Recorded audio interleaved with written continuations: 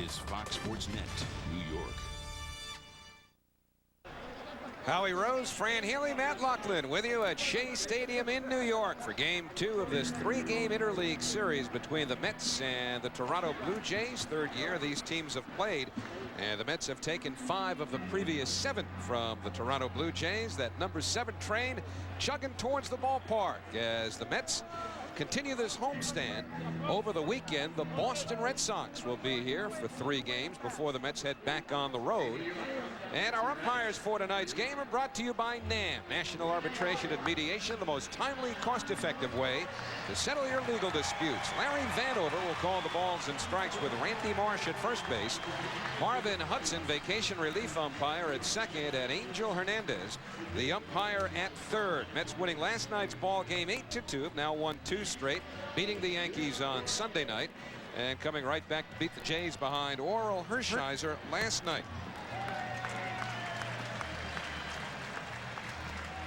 So the Mets trying to get on a roll after struggling through 8 games. We'll send Jason Isringhausen to the mound.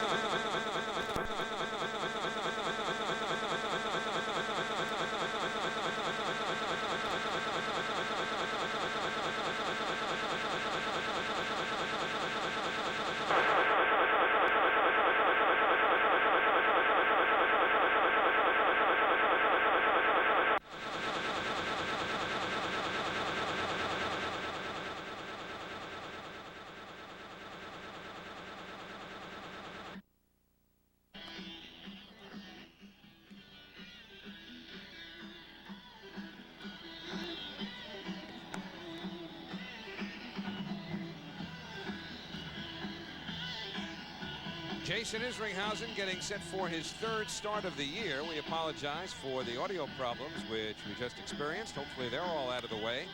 And for Izzy, his last major league win came against the Toronto Blue Jays here at Shea Stadium. That was back on September the 1st, 1997. This is the lineup he'll face tonight, presented by the manager of the Blue Jays, Jim Fregosi. Shannon Stewart leads off in left field. Homer Bush at second with Carlos Delgado at first, and Tony Fernandez in the cleanup spot. Fernandez, the catcher, Darren Fletcher, the center fielder, Jose Cruz, all off to good starts the first week of this month. Willie Green, the only change in the lineup from last night. He did not start last night, appeared as a pinch hitter. He'll be in right field. Jacob Brookfield takes a seat tonight. Chris Woodward, his 2nd straight big league start. And Isringhausen will oppose Pat Hinkin, who will do the pitching for the Jays. And in his last victory here at Shea Stadium, Isringhausen, as Howie mentioned, beat the Blue Jays. On the losing side was Pat Hinkin, who's pitching tonight for the Blue Jays. 2 starts so far for Izzy since being recalled from AAA. 11 strikeouts. He's allowed 12 hits in 11 innings. And you've heard it time and time again, the curveball, the curveball, the curveball. If he gets the curveball over, he can be effective. Throws a knuckle curveball. And he needs good defense. And behind him tonight, he sees Olerud, Alfonso, Ordonez, and Ventura in the infield. Henderson, Cedeno, Agbayani in the outfield, Piazza behind the plate. Only team error in last 4 games, Ray Ordonez. Lineup brought to you by Naira. Mets have made fewer errors than any team in Major League Baseball. So Shannon Stewart steps in to lead off for Toronto against Izzy. Stewart, a .286 hitter, and if he gets on base, he could be trouble. He's got 19 stolen bases. That's 2nd in the American League to Tom Goodwin of the Texas Rangers. So Isringhausen gets it started. His first pitch, a fastball just off the outside edge. The Mets felt that Isringhausen did not throw his curveball enough in his first start, which was in Pittsburgh. He threw it more with moderate success his last time out. That was last week against the Cincinnati Reds here at Shea. And the 1-0 swung on and missed.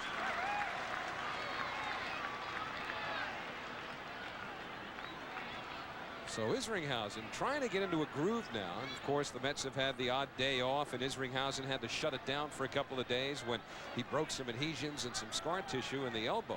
Isringhausen trying to get back into a groove of working every 5th day.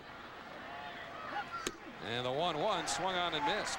You know, you hear 2 schools of thought. They say, well, you should rest your arm, and the other school of thought is you should throw a lot. Dave Wallace, the pitching coach with the Mets. I think it's It depends on the individual. If you have a very strong arm, you can throw every day, all day. And if you don't, you got to be careful.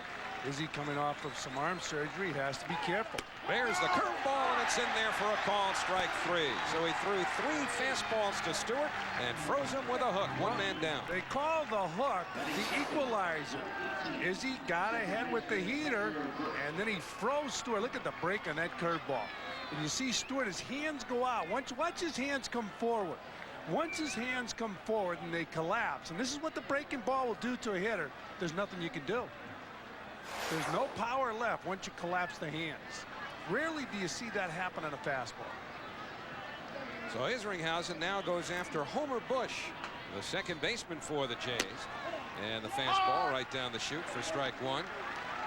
Bush 1 for 5 in last night's game. He had been playing shortstop. The regular shortstop, Alex Gonzalez, is on the disabled list. He has a shoulder injury. He's ready to come back. I saw him downstairs. He's a couple days away. He's taking extra batting practice with Sarge, Gary Matthews. Breaking ball misses. 1-1 to Bush. So the scouting report on Izzy is don't be predictable. Have confidence in every pitch. Concentrate on each batter. And number 4, get the hook over. Put that up at the top if you want. Nobody'd argue with it. The 1-1 to Bush. Fouled straight back. Well, he's up in the count now with Homer Bush at the plate. He got Shannon Stewart with the knuckle curve. And the one that Shannon Stewart took was a hanging curveball.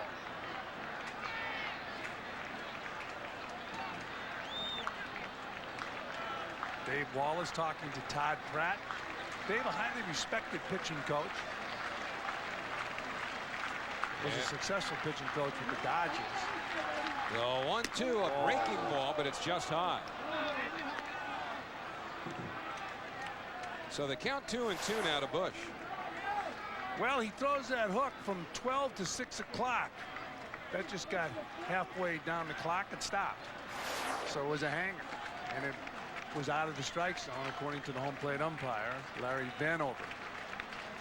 So it'll be a 2-2 from Isringhausen to Homer Bush, and it's fouled off. Bush, one of several Toronto Blue Jays who have been on the disabled list this year. They have 4 on there right now. Bush missed some time from the second week of the season through the middle of May. He tore a ligament in his right index finger. The Jays have been ravaged. Jim Fregosi has seen one guy after another go down with injury. His best hitter, Sean Green, not on the lineup again. He has a sore wrist, but he's not on the DL. Swing and a miss. So 2 batters and 2 strikeouts for Isringhausen. Well, he struck out Shannon Stewart on a curveball, and right here he gets a very aggressive Homer Bush on a fastball. And he threw it belt high in a pretty good hitting zone for Bush, but he threw it by him. There's no doubt about Izzy's stuff. He has good major league stuff. The biggest thing for Izzy, we talked about it in the open now, is to get some victories. The more wins, the more confident he'll become. So with 2 outs and nobody on, Carlos Delgado, among the American League leaders in home runs, takes ball 1. He has 14, which ties him for 7th in the league. His 51 runs batted in tie him for 3rd in the American League. But as we talked about last night, he is prone to the strikeout. He has struck out more than any hitter in the American League. Gets under this one. Shooting it towards the right field line. Agbayani over, and in foul territory, he puts it away. Strong start for Jason Isringhausen. Couple of strikeouts and a foul fly ball, and here comes the Mets. From the roof here at Shea Stadium, last of the first inning, the Mets and the Toronto Blue Jays, game 2 of a 3-game series. Mets have won all 4 of the previous games between themselves and the Jays here at Shea. Their lineup for tonight features Ricky Henderson back in the lineup in left field. Alfonso, Olerud, Piazza, Ventura, and then the 2 hottest kids, Agbayani and Cedeno, with Ordonez and Isringhausen behind them. But Benny Agbayani and Roger Cedeno in the lineup tonight, and with Ricky Henderson in there. Brian McRae takes a seat along with Bobby Bonilla. But right now, let's talk about the Toronto pitcher, Pat Henkin, a Cy Young Award winner 3 years ago. 20 wins in 1996, 20-10. He is struggling this year. In fact, he was so frustrated in his last outing when he came off the field, he gave his glove and his hat away. Pitched against the Chicago White Sox and really struggled in about 3 innings. He does not throw hard, not overpowering. He has to be real fine with his stuff. And Ricky Henderson back in the starting lineup. Bobby Valentine told him about it actually 2 days ago after the game Sunday night. And he pulls the 1-1 into the hole and off the glove of Woodward. And Henderson is aboard. So we'll see how they scored, but the Mets get the leadoff man on. Henderson with that good speed hits the ball to the shortstop. Woodward gets over there and is unable to come up with it. The ball hits the heel of the glove, and it scored an error on Chris Woodward. So Ricky Henderson learned Sunday night that he would play tonight on Tuesday night, as Bobby Valentine wanted to make sure that Ricky was aware that he'd get the starts against Henkin, and then David Wells, who pitches tomorrow. Edgardo Alfonzo takes a strike from Henkin. And the man who's out of the equation right now for the Mets, at least in the outfield, is Bobby Bonilla. Basically, Bobby Valentine says he's lost his starting job, at least for the time being. And really, how could you not play Cedeno and Agbayani every day at this point? Oh, there's no that good. Yeah, there's no doubt about it. And you know, when you look at what happened this year, an injury to Bobby Bonilla in spring training, and Roger Cedeno got an opportunity to play some right field and was very, very impressive. And then when Henderson went down, he got some more playing time, and then Agbayani gets called to the big leagues, and he's been the dynamite with that bat. The 0-1, Henderson goes. The throw by Fletcher, one hop, not in time. And Ricky Henderson picks up his 12th stolen base.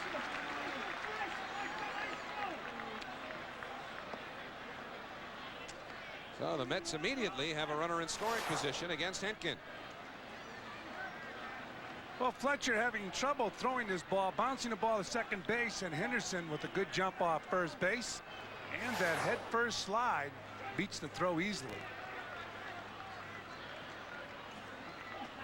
The 1-1 to Alfonzo. Check swing. You know, we were talking about Bobby Bonilla, and Bobby, with that injury in spring training, really hurt him, and he could hardly run in right field early in the year. Now, here's our Budweiser quote book. I told Bonilla he is not going to play anymore for a while. We have guys playing better defense and offense in the outfield. So Bonilla to the bench. Tonight, Brian McRae on the bench as Ricky Henderson is back in the lineup and doing what Ricky does. Gets on base, this time via the error. Steals second. 1-2 to Alfonzo. Remember in last night's ball game, Alfonzo came through, not necessarily looking to go the other way, but with Cedeno having stolen second, with nobody out in the first inning, Alfonzo doubled to right field, driving him home. Now he bounces one to the hole. Woodward, long throw, and he gets him. Good play by the shortstop, Chris Woodward, who bounces back after making an error. Yeah, that's the litmus test for a shortstop. Can he go in the hole and catch the ball? And more importantly, can he throw out a runner from the hole? Well, Alfonzo hits the ball in the hole between short and third. Woodward on the outfield grass, slipping and still making a strong throw across the infield. Pretty good throw for a guy who was slipping. Look at that back foot give out. And a good stretch by Delgado at first base. So 1 out for John Olerud. John checks his swing, and it's 1 ball, no strikes. John's been on base in every game that he started this year. That's 56 of the Mets' 57. Of course, the only game he didn't reach base was when he was used as a pinch hitter and struck out to end the game in Arizona. Pickoff play at second, and Henderson just gets back. One of the reasons Ricky did not play last night was that Bobby Valentine wanted to give him an extra day to rest a finger that he jammed in just that fashion, going headfirst into a bag. Yeah, we were talking about that at Yankee Stadium with Ricky Henderson. He said he believes in the headfirst slide, and sure enough, hurt his finger that night. And now Olerud steps out. Woodward had been trying to distract Henderson at second base. In fact, one thing that Ricky Henderson told me, he feels that he can still steal bases because of the head-first slide. He said that Lou Brock and those guys, really, there was a lot of wear and tear on their legs because they didn't employ the head-first slide. Yeah, Lou Brock set his record, the one that Ricky eventually broke in 1974. And when Ricky came up with the Oakland A's, I guess you could say that he was really the first of the elite base stealers to go exclusively head first. The 2-0 to Olerud is in there. Yeah, 2 balls and a strike. And you figure you would discourage a young player from diving into the bases head first, because we've seen it time and time again where they've hurt their hand, they hurt their finger, they would hurt their wrist. Henderson at second, 1 out. We're scoreless, last of the first inning. Another pickoff play at second. Pat Hentgen has a good pickoff move, although when they talk about his move, they're talking about first base. But here he's made Ricky dive back twice. I think the Blue Jays cringe every time they play the Mets and they see number 5 at the plate. They paid his salary. He was a very popular player in Toronto. They paid his salary in New York. He's had some great years. And he lines one to right. Willie Green is there. Henderson was halfway, so he scampers back. And now there are 2 men away. And Piazza coming up. Well, Hentgen is a guy who gets hitters to make contact. He needs a good defense, so he's got Delgado, Bush, Woodward, and Fernandez in the infield. Stewart, Cruz, and Green left to right in the outfield. Fletcher behind the plate. Bush in his 23rd straight start.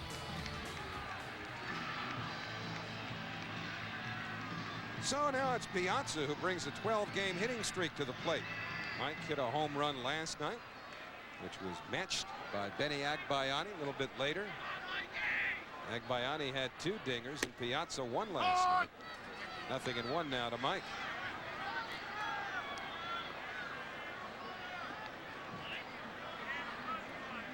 Over the last 19 games, Piazza has hit an even .400.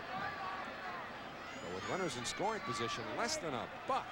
And he's got Henderson at second base now. Slowly hit. Woodward up with it. And the side retired. So no runs, no hits. There was an error. Henderson stole second. We go to the second, scoreless. So we go to the second inning, scoreless. The Mets and the Blue Jays. It'll be the middle of the Toronto order. Tony Fernandez, Darren Fletcher, and Jose Cruz, as Bob Murphy would call some harmless, puffy cumulus clouds hang out in Flushing. Tell you what, Murph could describe a cloud. Outstanding broadcaster, was on radio, WFAN, describing Mets action. Used to describe the exploits of Tony Fernandez in a Mets uniform. Now Fernandez back with the Blue Jays. His 3rd time with Toronto, and this one's certainly been a charm as he leads the American League in hitting with that .390 mark. He played for the Blue Jays, San Diego, the Mets, Cleveland Indians. As he misses with a slider, 1 ball, 1 strike. Gary Matthews, his hitting instructor, said he's getting better with age. Right now he's 36 years old. Called him Sarge, Gary Matthews. Popped up to the left side. It should reach the seats, and it will. So the count on Fernandez, a ball and 2 strikes. Yeah, Pete Rose gave Gary Matthews that name. I remember Gary when he broke in with the San Francisco Giants along with Gary Maddox. Yeah, you were there with them at the time, yeah, right? Early 70s. Used to love to watch those outfielders race in spring training. You know who was one of the fastest and he would race with the outfielders? Kingman. Dave right? Kingman. You've told plenty of Kingman stories. Some of which I even believe. Well, don't believe them all, whatever you do. But you are certainly a Dave Kingman supporter. Oh, absolutely. You know, as far as his ability, he had a lot of talent. You know, he obviously made some bad moves off the field as far as dealing with the media. Didn't help him.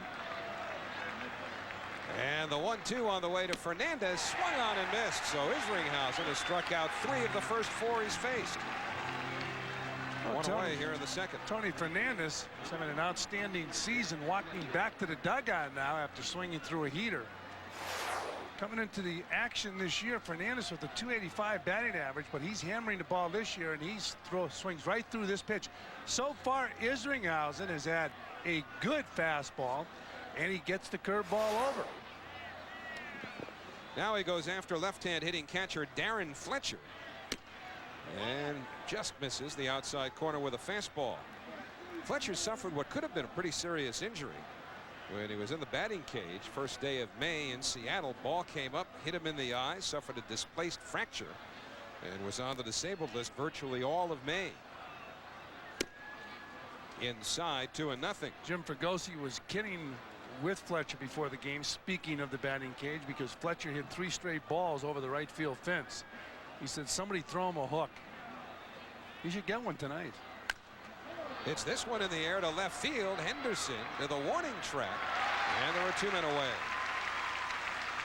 So Fletcher hit it well to the opposite field, but Izzy has the first 5 in his pocket.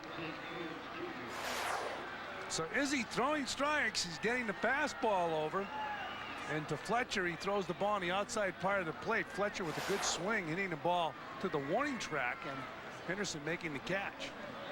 Well, this ought to be an interesting matchup. Jason Isringhausen, who features that terrific knuckle curve against a guy who's had a lot of trouble hitting major league breaking balls, but has enormous power. And Jose Cruz drives one deep to left center. Henderson to the wall. Gone. He didn't get the curveball, but he got all of Isringhausen's fastball. And Toronto takes a 1-0 lead.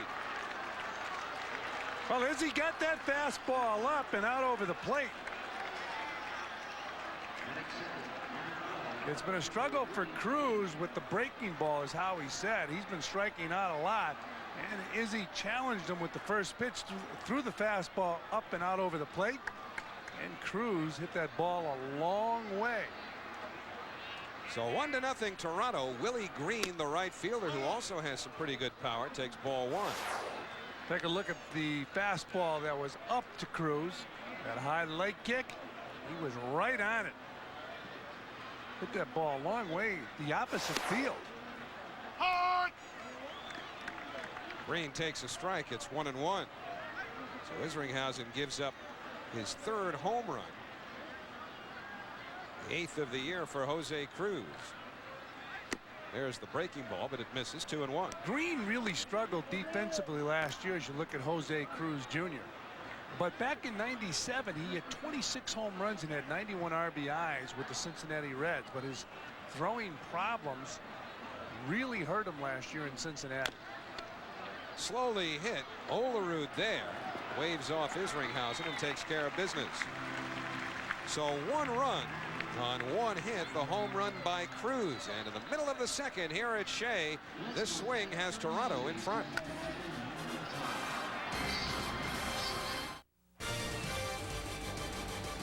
One to nothing Toronto as we go to the last of the second, just by Flushing Bay here at Shea Stadium. Robin Ventura goes after the first pitch, shoots one foul just past first base coach Mookie Wilson. Dave Wallace, the new pitching coach, talking to Izzy. He's one of the few people from the front office that went down and watched Izzy pitch. That was his job, taking a look at some of the minor leaguers, and when Izzy would go out and pitch in AAA, Dave Wallace would go down. He was very high on him when he would come back with his reports. Hinkin misses inside with a breaking ball. 1-1 to Ventura. Robin 5 hits in his last 11 trips.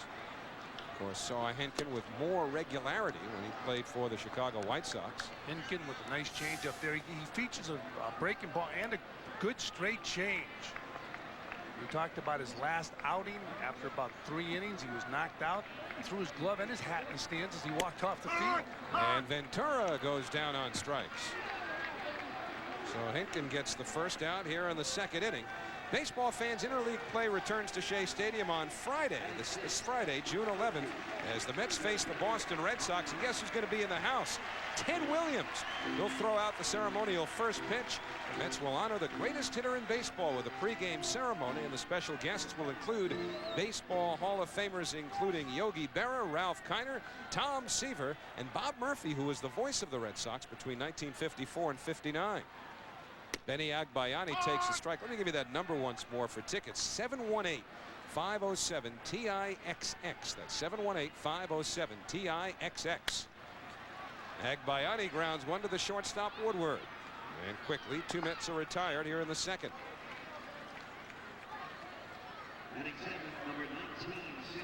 So Benny Agbayani retired for the first time tonight. And Roger Cedeno will hit.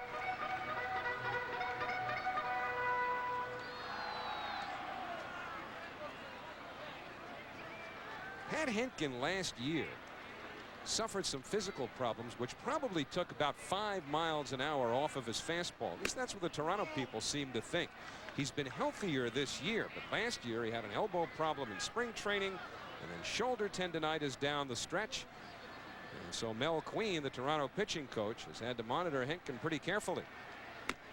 A fastball to Cedeno, 1 ball and 1 strike. He still doesn't have an overpowering fastball. He tries to live on the corners. He mixes up his pitches, the breaking ball and the straight change. We mentioned a Cy Young Award winner in 1996. Cedeno pushing the bunt foul, and he's had something of a schizoid season this year too. He's lost his last 3 starts. Before that streak, though, he had won 4 straight. So he gives up too many home runs. And of course he needs to return to his Cy Young form. He's been looking for it now since '96. His stuff has fallen fast. Well, his velocity has. And the 1-2 to Cedeno. Fly ball right field. Green drifting back to the warning track. Still drifting. Ball carried well, but Cedeno retired, and Hentgen, after allowing Henderson to reach on an error, has retired 6 straight Mets. So we'll go to the third. 1-0 Blue Jays. We go to the third inning. 1-0 Toronto. And you could say that Chris Woodward had something of a test drive last night, making his major league debut. It was a good one. And so he's playing shortstop again for the Jays tonight as he takes ball 1. He got his first major league hit. He drove in 2 runs in last night's game. Blue Jays only scored 2 runs. What Woodward did was somewhat rare. He drove in a run in each of his first 2 plate appearances. And in this decade, only 2 other players have had RBIs in each of their first 2 times to the plate in the big leagues. One was a former Met, George Fabregas, who did it with the Angels 5 years ago. And last season, the Colorado Rockies' Derek Gibson did it. Woodward ahead in the count here, 2-1. Mets play him the other way in the outfield. The pitch was away, and Isringhausen behind, 3 balls and a strike. See Cedeno in center field, couple of steps towards the gap, the other way.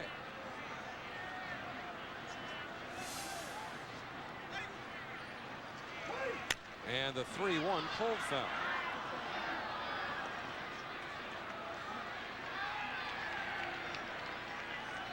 So a souvenir about to be cherished. Isringhausen, though, with more serious thoughts on his mind.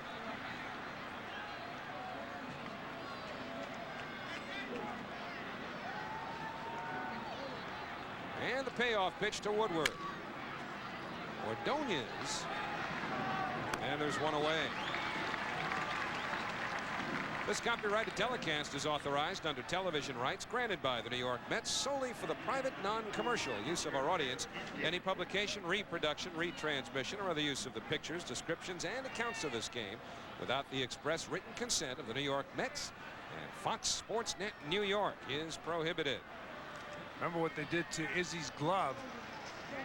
They want him to get the white off of his glove, so Bobby Valentine went out and colored it in. Jack McKeon, the manager of the Cincinnati Reds, went out and complained before the game started last time the Mets played the Reds and Izzy was pitching. The 0-1 to Hentgen, a curveball that drops right in. Boy, that's a nasty curveball. Izzy back in 1995 won 9 games in AAA and then came to the big leagues and won another 9 games. He was getting his curveball over and his fastball right there.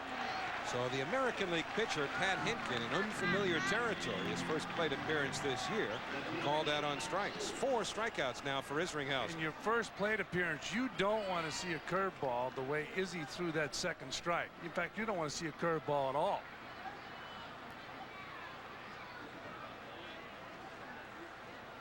Al Leiter and Dave Wallace, along with Rick Reed. Wallace, no doubt, trying to get comfortable with all of his pitchers in a way that he hasn't had to before. It's not as though he doesn't know these guys. He's been in the front office for the last couple of years. Shannon Stewart was caught looking his first time up and takes a look at Izzy's curve. No balls, 1 strike. Well, Izzy so far in this ball game has had a good curve and has thrown it for strikes. Got Stewart to take a look at that curveball his first time up for strike 3. Downstairs, 1 ball, 1 strike. The only blemish on Isringhausen through the first 2 2/3, that home run by Cruz. Stewart has some power. He's hit 5 home runs this year. Mets play him the other way in the outfield too. 1 ball, 2 strikes now out of the Toronto left fielder. It's a nasty fastball right on the corner. This has been up around 93, 94 with that heater in the early going tonight.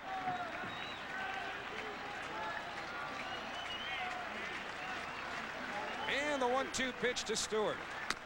Breaking ball high.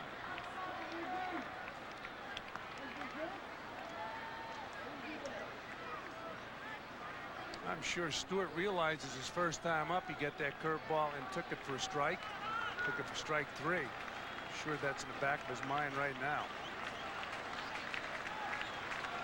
And the 2-2 to Stewart, fouled away. You know, if you watch catchers, usually they don't move around on breaking on a curveball, over the top curveball. They usually move to the corners of the plate on the fastball.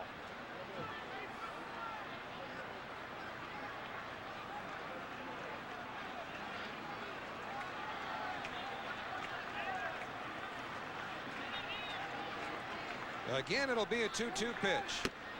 Inside with a fastball. Now the count full. Isringhausen also throws a slider, which he threw on the 1-2 pitch. But he's thrown a lot of fastballs, mixed in some of those big breaking knuckle curves. And now it'll be a payoff pitch with 2 men away. Downstairs, so he lost him.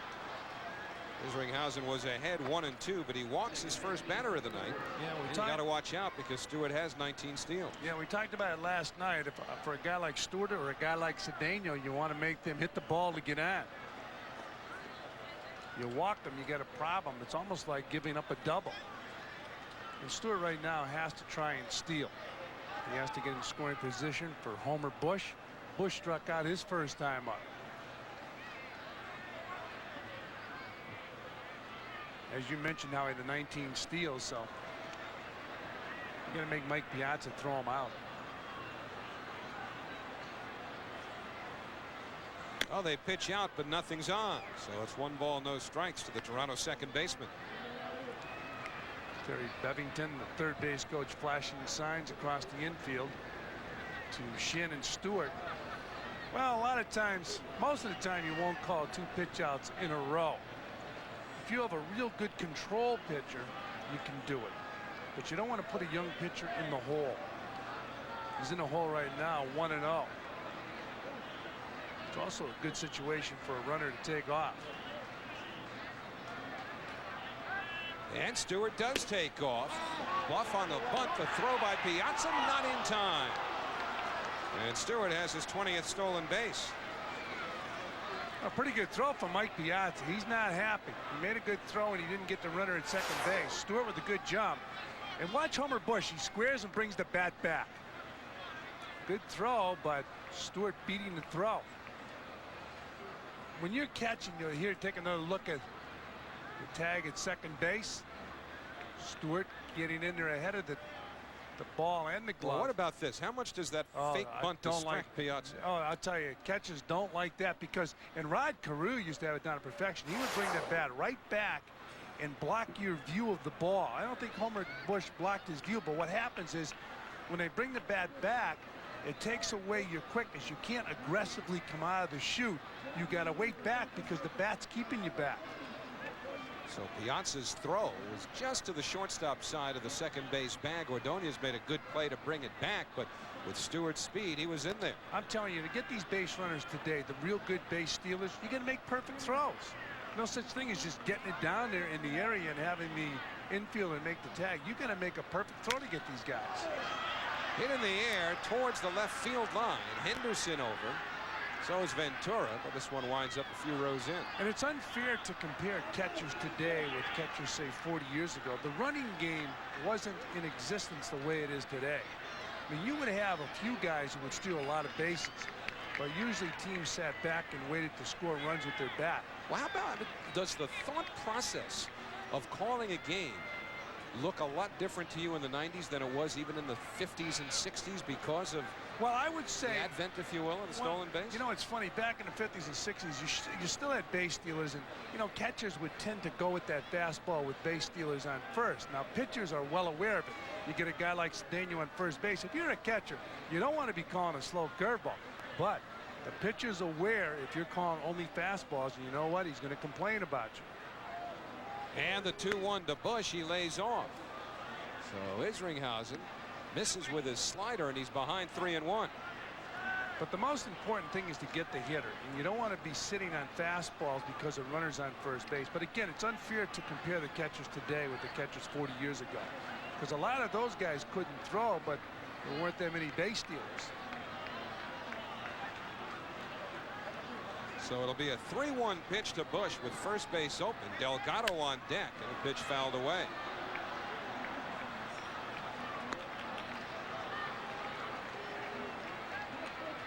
There's Delgado. Blue Jays really missed the power of Sean Green in the middle of this lineup. That's why they've got Tony Fernandez in the cleanup spot. I'll tell you who they really miss. The DH, Jose Canseco. Their DH spot has really been struggling.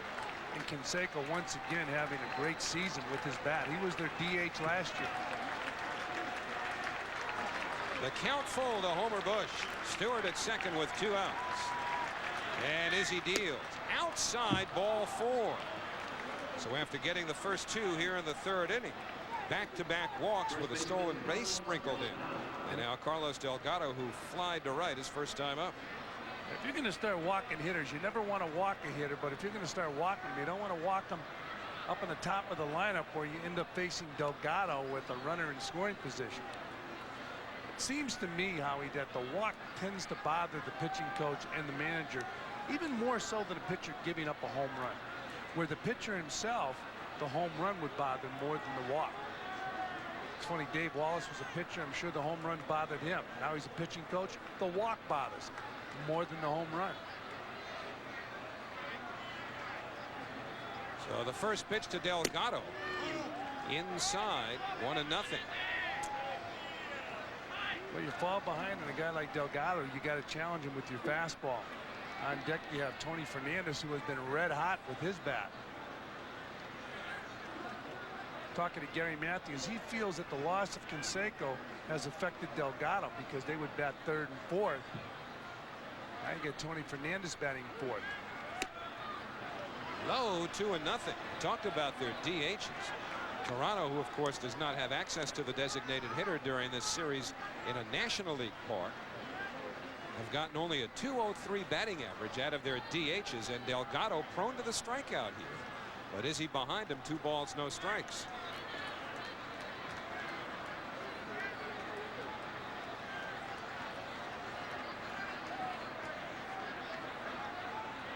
Good speed aboard. Stewart at second, Bush at first. And the 2-0, a fastball pulled to the right side. Alfonso gobbles it up, and the side retired. No runs, no hits, couple of walks, die aboard. Still 1-0. Hey. Last of the 3rd inning at Shea. It's 1-0 Toronto. The Mets, without a hit their first 2 innings, will send Ray Ordonez, Jason Isringhausen, and Ricky Henderson to the plate against Pat Hentgen. And the first pitch sails away from Ordonez. Ray had 2 for 3 in last night's game. Batting average just under .250 now. Ray hitting at .248. And he pops it foul. 1 ball, 1 strike. The early All-Star balloting results for the National League are in. And Ray Ordonez and Barry Larkin are in a pretty tight duel, with the first return showing Larkin with a little over 118,000 and Ordonez with 117,747. Nobody else is close. Mets will see Barry Larkin and the Cincinnati Reds next week. 3 games at the stadium formerly known as Riverfront. Fran and I will be there. Fox Sports Net New York will carry all 3 games with the Reds. 2-1 to Ordonez, up the middle and on through. So Ordonez picks up the Mets' first hit.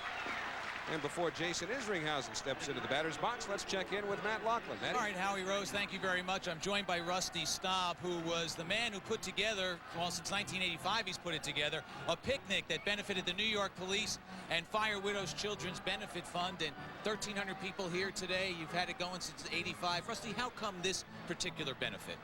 Well, I mean, is any more noble cause than people who give their lives up so our community is going to be a better place to live in? You know, these people are gone. You know, their families should be supported in some form, not only with the money, but emotionally by, you know, our support after they've given up this great loss.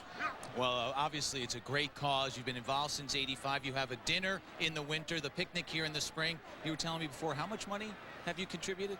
Well, we have probably distributed, including the check that will go out this year, a little more than $7 million. Incredible. Congratulations. Keep up the good work. You've always been involved with the community. Another star in your cap.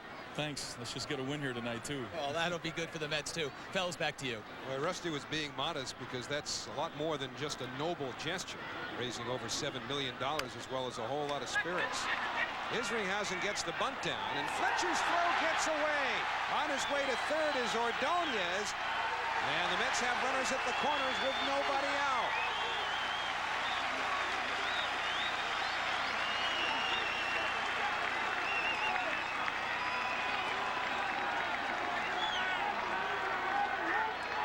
So Darren Fletcher, the catcher, just let it fly. Yeah, Fletcher got out in front, picked this ball up, and thought he might have a shot at second base. He looked at second base, then he decided to throw to first. And what I'm impressed when he throws this ball away, but look where Green is, backing up the play. A lot of times outfielders just hanging around out at their position, but Green backing up the play, but Ordonez hustling to third base. Well, how ironic that we just got through talking to Rusty Staub, because there probably has been no more hits up outfielder, and Jim Fregosi played with him. Yeah, well, Rusty would do that all the time. Well, you know, I remember when I was with the Giants and Rusty was with Montreal. I remember the players talking about that, how Rusty always backed up bases. He was playing right field at the time. By the way, his dinner during the winter months is a huge success, and it's a huge dinner. So now Ricky Henderson with runners at the corners. The Jays will play the infield at double play depth. They'll trade a run here for 2 outs if they can get a ground ball. 1-0 now on Henderson, who hit a ground ball to the shortstop Woodward in the first inning, but the boot enabled Ricky to eventually steal his 12th base.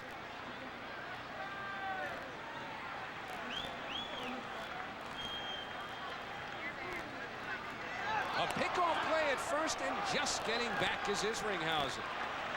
You know, we're seeing that play becoming more effective. We're seeing some players picked off. There's Izzy jumping. That was his problem. He was in midair when Henkin decided to throw to first. But the fake to third and the throw to first. Izzy was in midair when Henkin reeled to throw to first. And Cookie Rojas is going at it. Might be talking about a balk. Cookie is all over the third base umpire, Angel Hernandez. Well, he's telling him in no uncertain terms he thinks that's a balk. Angel Hernandez, to his credit here, is just letting Cookie air his gripes. Bobby Valentine. Oh, he might have thrown him out earlier. Okay, before we got to it, Cookie had been thrown out.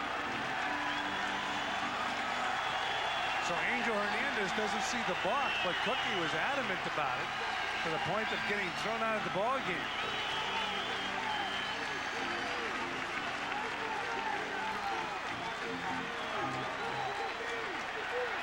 Well, Bobby Valentine may stay on the third base coaching lines himself here as Cookie Rojas heads to the dugout. Well, Bobby, when you're managing the minor leagues, you coach third base. Well, Bobby was a third base coach here with the Mets. He was the third base coach here as recently as May of 1985 when he accepted the job as manager of the Texas Rangers. So 1-0 to Henderson. Runners at the corners with nobody out. And a fly ball well hit to center. Cruz on the run. Jose Cruz makes the catch. Ordonez tags and comes down the line from third. And the Mets have tied it at 1. Sacrifice fly. And Henderson produces his 7th run of the year. Isringhausen held on at first. So we'll take a look at that balk. That was not called. According to Angel Hernandez, this was not a balk. Hentgen, now he fakes the third. You got to break with the rubber. And he broke with the rubber, then he turned and threw the first. We'll see if... I'll tell you, I'm not sure what Cookie was arguing about right there, but he had a good view of it. But I know you got to break with the rubber. The one thing when I was playing, they did not want a pitcher to do was a balk if you tucked. When you kick your leg up, you can't tuck. All right, explain that. What's tucking? Well, he didn't tuck. It's almost like, you know, you're bringing your leg up and you're bringing your torso down towards the leg. But I'm not sure what Cookie wanted the ball called down right there, because he broke with the rubber. And then he turned and threw to first base. We'll talk to Cookie. He had that vantage point from the third base coaching box. So 2-0 on Alfonso. 1 man away. Isringhausen at first. The Mets have tied the game at 1. Alfonso grounded to short his first time up. A fly ball hit deep to left field. That's a gunner.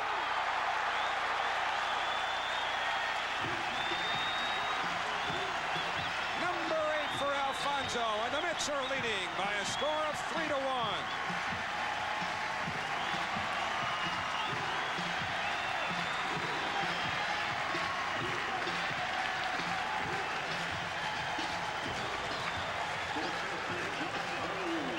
Talked about Pat Hentgen's propensity for allowing the home run ball. That's an even dozen now against the Toronto right-hander.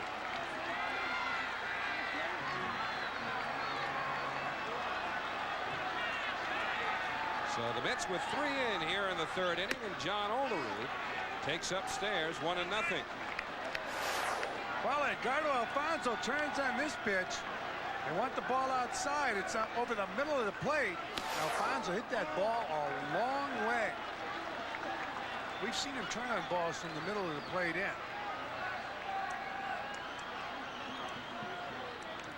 Two 2-0 to Olerud. And Hentgen misses with a changeup. It's 3-0. So Alfonso, along with those 8 homers, now has 30 RBIs. And the 3-0, Olerud taking all the way.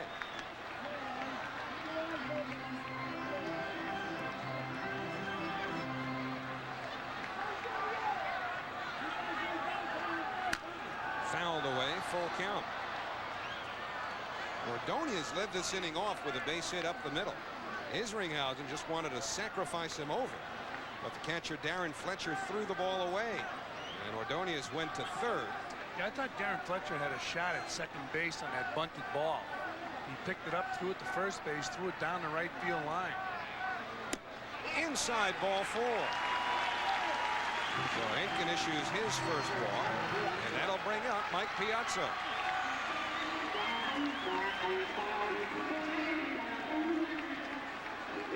Well, Jim Fregosi got his team off to a good start this year, but they have been struggling.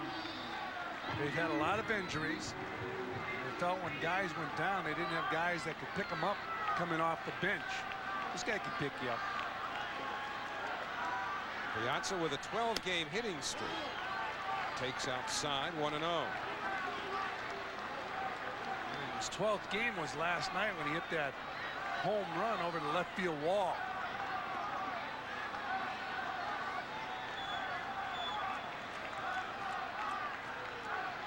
And the 1-0, breaking ball fouled back. It's funny, that ball was a hanger and he wanted to hit that baby. Last night he got hit a long home run over the left field wall. Ball was up and almost out of the strike zone, and he hammered the ball over the bleachers. His 11th home run of the season. He now has 35 RBIs.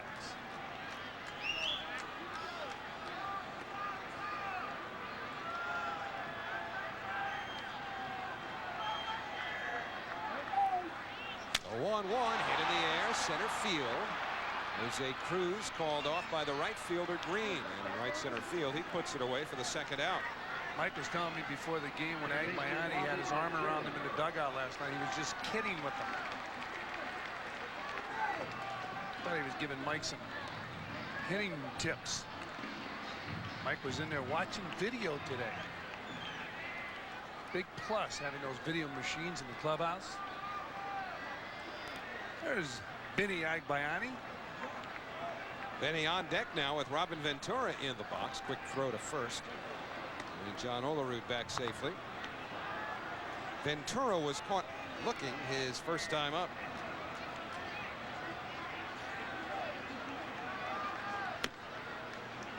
One ball, pardon me, no balls, one strike on Robin.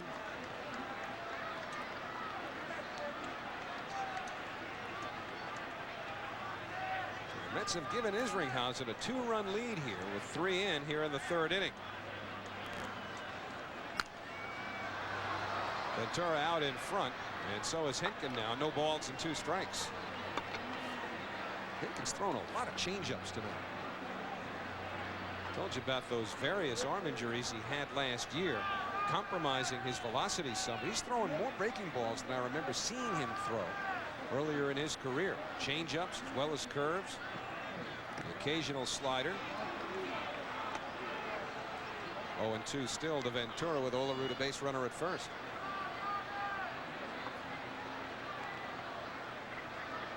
Hentgen's only 30 years old. Fastball upstairs there. But once again, we get back to the point that it depends on the individual how much you can throw, how much it takes out of your arm. I mean, some guys can pitch until they're 35, 36 years old and have great velocity. Others only will last 5 years of good velocity, then they have to make their adjustment. 2 balls, 2 strikes. Coming into this season, Hentgen was 94 and 64, so a big winning percentage for Hentgen throughout his major league career. His best year was 20 and 10. It'll be a 2-2 pitch to Ventura, and it's hit in the air, right center, pretty deep. Cruz to the warning track, and the side retired. So Ventura gives it a pretty good ride, but the Mets score 3, 2 of them on one swing of Edgardo Alfonzo's bat. 3 in the books. It's 3-1 New York.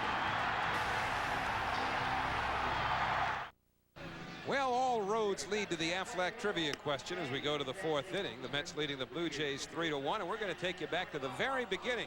It happened on April 11th, 1962. The first home run in the history of the New York Mets. We'll tell you about it at the bottom of the inning. Let's see, Fran Healy, where were you playing or trying to play baseball in April of 1962?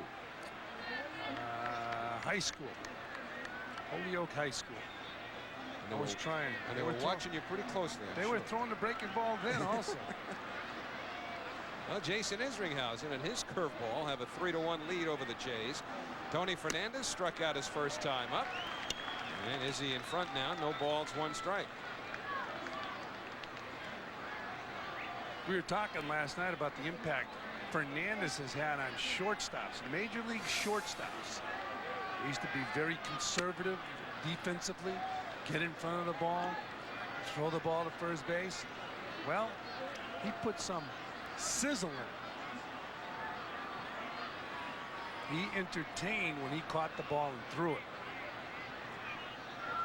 And the 1-1, Fernandez lays off, and Isringhausen behind. 2 balls and a strike. And the guy who played with him for a number of years was John Olerud. He played with Fernandez in Toronto. Take a look at the in-game box score. Carlos Delgado, 0 for 2. And the 2-1, slider that misses, and it's ball 3. The in-game box score showed us that Jose Cruz Jr. hit a home run over the left field fence. Hit it a long way the other way. 3-1 to Fernandez. Hit him with a fastball. And that fills the count out. Some pitchers throw a biting, sweeping slider like Turk Wendell. Isringhausen, when he has a good slider, it's more of a hard, kind of a smallish biting slider as opposed to the sweep of Wendell's. And this pitch hit to the shortstop Ordonez. And the quick throw retires Fernandez, 1 away. Well, coming up tonight on MSG, make sure to tune in for the full half-hour edition of MSG Sports Desk with your host, Marv Albert. Later, keep informed on the national sports scene with Fox Sports News tonight at midnight on MSG Network. It's more than just a game. So Darren Fletcher, the catcher, they're not sleeping up there. They're just making note of Isringhausen's 4 strikeouts. So it used to be a K corner, but in Jason's case, it's a Z corner. Former home of Kiner's Corner. Kiner's Corner. Talked to Ralph yesterday. He's doing very well. He'll be back in. He's looking forward to this series with the Red Sox. Ted Williams in town. Oh, yeah. Ted Williams throwing out the first pitch on Friday night when the Red Sox are here. Ralph, Yogi Berra, Tom Seaver, even Bob Murphy, who was the voice of the Red Sox during part of Williams' career, will all be on hand and honored. Master of ceremony is going to be Tommy Lasorda. But coming in a car will be Ted Williams and Tom Seaver. I'm surprised that a pitcher and a hitter would share the same car.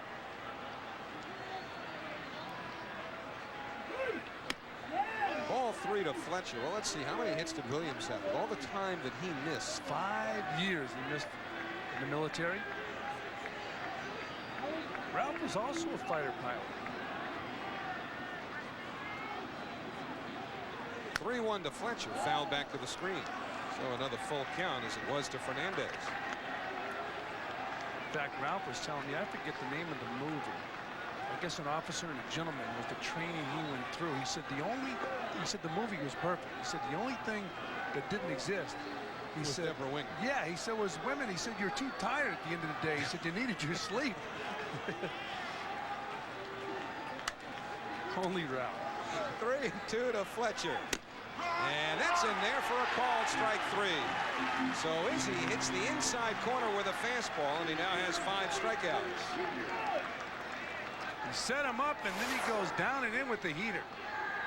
2 strikes, you're thinking protect, protect, protect. Last place you're thinking about protecting is the inside part of the plate. When you think protect, you think way outside. So if a pitcher can get that ball down and in, he's got you. Well, let's see what he does with Cruz. He started him off with a fastball in the 2nd inning, and Cruz hit it over the wall for a home run. So now he gets the curveball, and it's taken ball 1.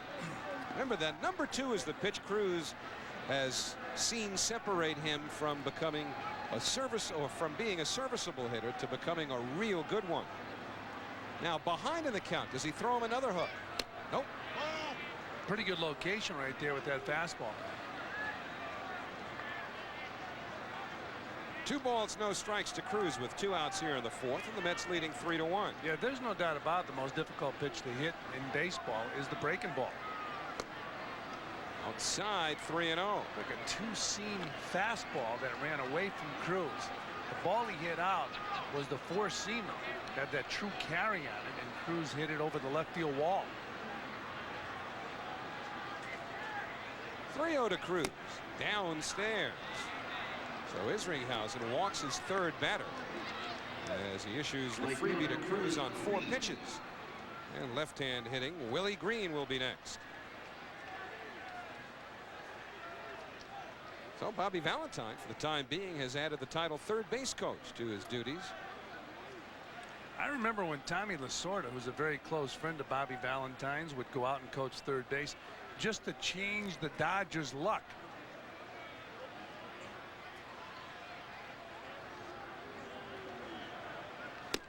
Willie Green takes ball 1. Green grounded to first his first time up. Dave Wallace will go out now and talk to Isringhausen, who threw 4 straight balls to Cruz and has thrown a ball here to Willie Green. Now Green has some pop in his bat. 2 years ago he had 26 home runs. Well, one thing about Izzy and the way the Mets deal with him now and relate to him, certainly in the coaching sense, is that he's not just some kid with promise coming out of the minors. Remember, he's had success at the major league level. Well, of course, it was 4 years ago, and he's been through a lot physically. He was 9-2 in 1995 after being recalled. It looked like he was on to a superstar career, and then injuries set him back. Well, injuries, some of which were exacerbated by immaturity at the time. He has since gotten married. People who know him well and who see him regularly say that he's a lot more tranquil now than he was in his somewhat younger days. So what you're As saying, far as his lifestyle is concerned. so what you're saying, if yes. you're young and you're immature, the remedy for that, get married. It's been known to help. Turn your life around. Absolutely. And the 1-0 to Green way inside. But you know, in Izzy's case, I mean, he made some bad decisions. He let his emotions get the better of him by belting a Gatorade cooler, which did not exactly give. Jason's hand did. He missed some time with an injury. And then, of course, there was the celebrated period during spring training where he was caught playing softball for a bar team. 2 balls, 1 strike now to Green. But since then, Izzy has, in fact, gotten married, settled down. And people who know him well say he's quite a bit more mature than he was. And the bar team released him. That's when you know you're in trouble. Getting released from a softball team. Cruz leads from first. He's running. And the pitch grounded, just foul. Terry Bevington, the third base coach, continues to wave Jose Cruz around. Well, Bevington didn't believe it was foul. Angel Hernandez called it foul, but it was kind of a delayed call. Bevington was looking in at the home plate umpire, Larry Vanover, for some help. Bevington's got to be careful. Already there's been 1 third base coach tossed tonight. That's Cookie Rojas. Well, this camera angle will tell us, is it fair? Where it goes over the base. Wow. I'm glad I didn't call it, because that's a fair ball. At least from that camera angle. So it'll be a 2-2 to Green. Tied him up, struck him out.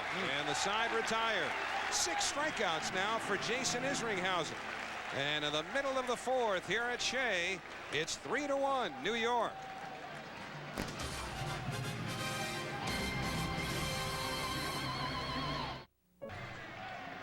All right, let's reflect back 37 years.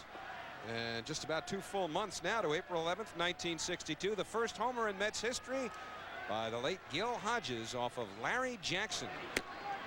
Benny Agbayani takes strike 1 from Pat Hentgen as we start the home 4th. Could Gil Hodges manage today? Well, you know, the 0-1 to Agbayani taken for a strike on the outside corner. I would think Gil would have to make some subtle changes to his personality, because the Marine Corps type just obviously to some extent, as Agbayani takes strike 3, 1 man away here in the 4th inning. I mean, you know, players just don't respond to that style as much as they did 30 years ago. And they don't have to, because of multi-year contracts. But Gil Hodges was considered a magnificent manager for the New York Mets. But times have changed.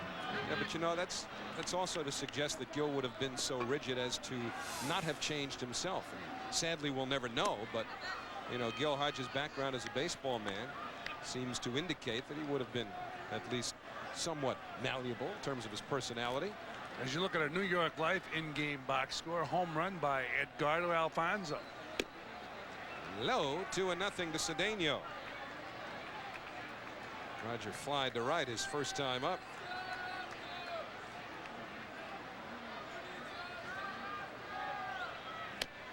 Way out in front, 2 balls and a strike. Good changeup from Hentgen to get Cedeno way out in front. I would say he's probably thrown about a dozen changeups. It's one of his better pitches now.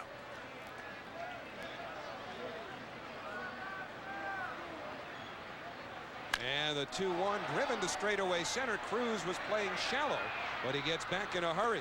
It's good play by the center fielder Jose Cruz. So 2 out, nobody on. And Ray Ordonez will be the batter. New York Mets baseball is brought to you in part by Infinity. Own one and you'll understand.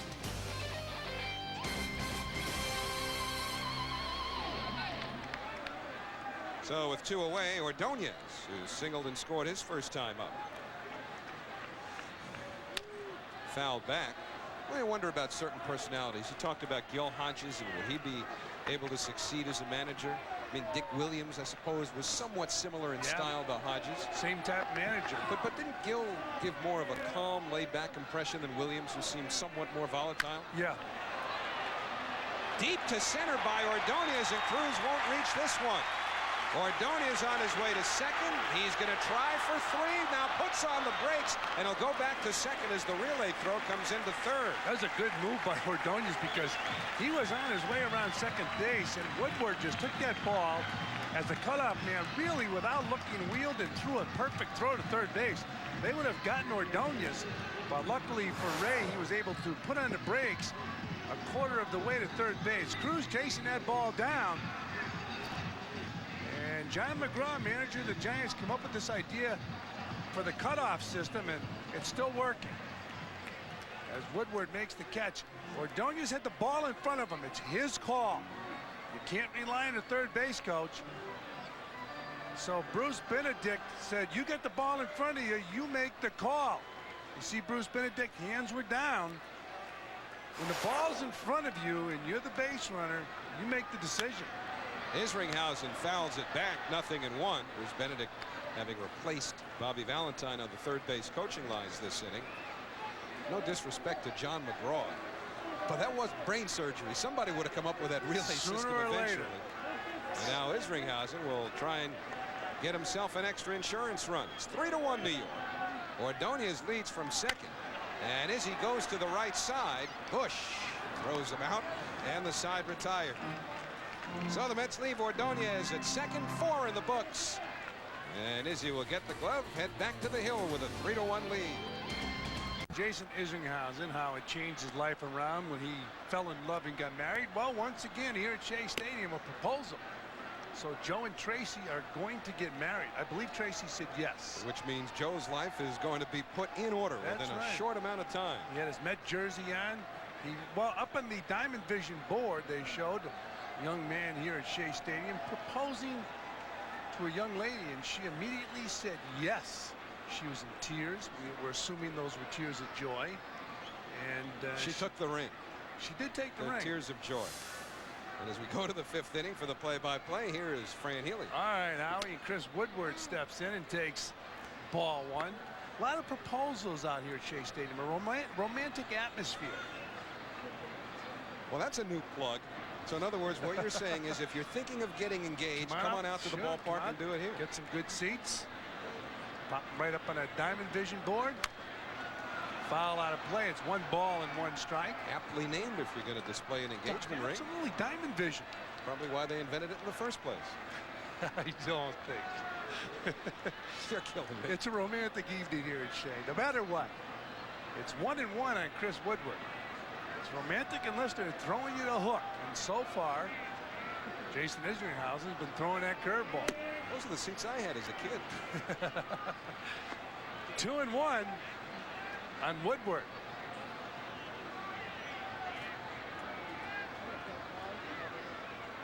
Woodward batting .250. Just recalled from the minor leagues, get his first major league hit in last night's game. And he takes down low. 3 balls and 1 strike. Final game of this 3-game series tomorrow evening here at Shea Stadium. So if you're thinking baseball, come on out to Shea. The Mets and the Blue Jays. Ball hit right back to Izzy. Over to Olerud. 1 down, and Izzy's had that strikeout pitch tonight. Well, he broke the bat of Woodward, and to a modest degree, he broke some Toronto hearts here with a breaking ball. Curved to strike out Shannon Stewart in the first inning. Homer Bush simply beaten by a fastball. And then in the second, Tony Fernandez, the league's leading hitter, can't catch up to that one. Move to the third. Pat Hentgen, the pitcher, simply overmatched. I mean, he is an American League pitcher masquerading as a hitter. And then Darren Fletcher caught looking at a fastball on the inside corner. Willie Green busted in for a strikeout. So Isringhausen now has fan 6. You can hear that glove popping. Izzy's got a good fastball tonight and a good curveball. It's 0-1 now on Pat Hentgen up high. A big plus for the Mets if Isringhausen, and we talked about it in the opening. The biggest thing is get the W. Plus he's throwing the ball hard. I'm sure Dave Wallace has to be very impressed, and Bobby Valentine. Good fastball to a right by Hentgen. He's thrown it hard all 3 starts, this being his 3rd. It seems like the hardest. Well, yeah, and I think what's encouraging too is Isringhausen just blows one past the opposing pitcher here, Pat Hentgen. He's seemingly in a free and easy motion. Doesn't seem to be laboring or worrying too much about anything physical.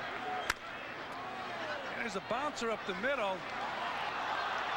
You know, they might have had a chance if Ordonez let it go. The pitcher, Henkin, was running.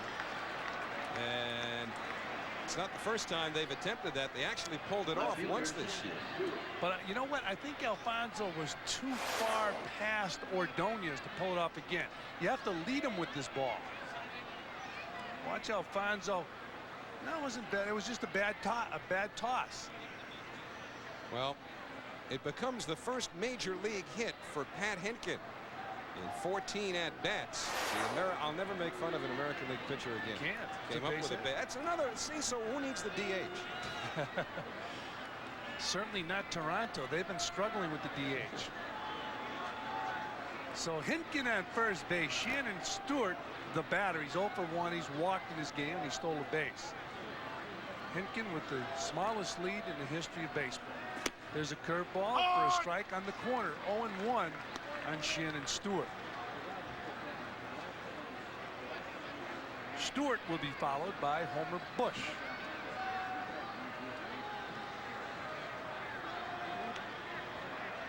Shannon Stewart, 6'1", 205 pounds. There's Henkin leading off first. There's another hook to Stewart. He takes it up high. 1-1. We talked about Isringhausen just a moment ago, not seemingly worried about anything of a physical nature. And during the period where he was working his way back to the big leagues this year, remember, he went for an MRI on his forearm. And the Mets were talking about his doing so only out of nervousness or fright, because he was just feeling, again, some unfamiliar sensations, having not pitched all of last year. Up high, 2 balls and 1 strike. Izzy is relatively comfortable here at Shea Stadium. His record is 12-9 in 28 career starts. On the road, he's 5-10. What a lift he would be for this Mets organization if he's healthy and throwing strikes. The 2-1 pitch. Down low, 3-1. Been quite a series of injuries for Jason Isringhausen. 95 is when he came up and went 9-2, but the next year his elbow and his shoulder went on him, and then the following spring not only did he break his wrist, but he was found to be suffering from tuberculosis. That ruined most of that season, and then last year out all year after serious surgery. And a 3-1 pitch, down low, ball 4. So Izzy now walking Shannon Stewart. You got real good speed on first base and fair speed on second base. So Isringhausen has walked 4 now, along with his 6 strikeouts. Remember, we talked about how those walks will drive a pitching coach crazy as Mike Piazza goes out and talks to Izzy. Dave Wallace, his 3rd game as pitching coach with the Mets. And now Izzy will take on Homer Bush. Bush in this ball game struck out and walked. He'll be followed by the meat of the order, Carlos Delgado.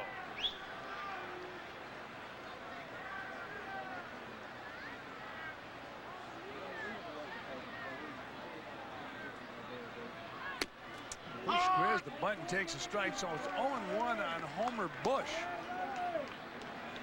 Did that last time with Shannon Stewart trying to steal, and it paid off. As Stewart picked up his 20th stolen base. Well, when the season was about to begin for Homer Bush, he thought maybe spend some more time on the pine with the Yankees, but surprise, he got traded away with tomorrow's starting pitcher David Wells. And the 0-1 pitch on Bush. He hits to third. Ventura gloves it on to first. Got him. 2 down. Runners move up. So Henkin moves to third. Stewart to second. 2 men are out. It'll bring to the plate the left-handed swinging Carlos Delgado. Delgado flied out and grounded out in tonight's ball game. Be an interesting sequence here because you have first base open. Delgado has struggled with the breaking ball at times, so Isringhausen might be careful about throwing his fastball to a dangerous power hitter. But of course the downside is that the on-deck hitter is Tony Fernandez, who only leads the American League in hitting. So we'll see how Izzy works to Delgado here. He's gotten him twice, once on a fly ball and once on a ground ball. And Fernandez hits better with runners in scoring position, at least this year. 2 men are out. Delgado, the batter. In fact, Fernandez is batting .480 with runners on base this season. Delgado takes a strike, so it's 0-1. Hit the spot with a fastball, kept it away and hit the corner.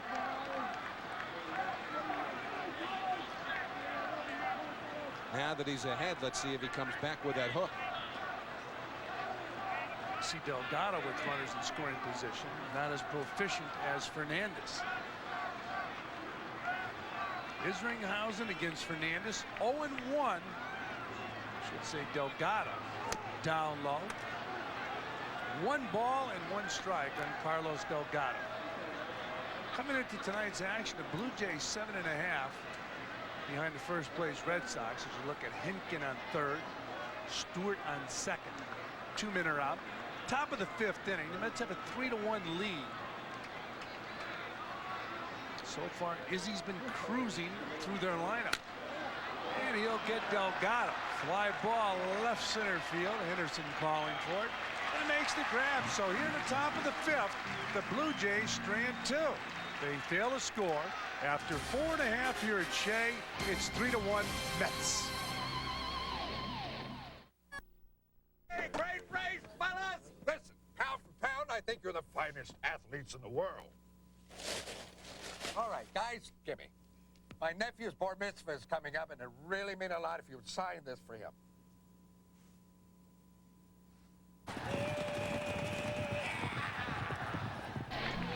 Through 4.5, New York with a 3-1 lead. The Mets will have the top of their order. Ricky Henderson, Edgardo Alfonzo, and John Olerud to face Pat Henkin in the last of the 5th inning. Jason Isringhausen winning a duel with Carlos Delgado to leave 2 men in scoring position at the top of this inning. And Henderson 0 for 1 in this game. 3-1, the Mets on top of the Blue Jays. 3 hits for the Mets, 2 for Toronto. Pat Henkin on the mound for the Blue Jays. Jason Isringhausen on the mound for the Mets. And the first pitch to Henderson is outside, ball 1.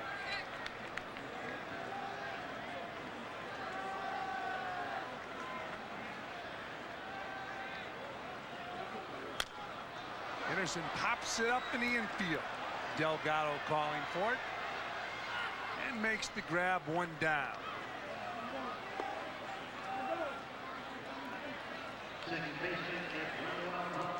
So Henderson back to the Mets bench, and the batter will be Edgardo Alfonzo, who grounded out and in the 3rd inning hit a 2-run home run deep over the left field fence.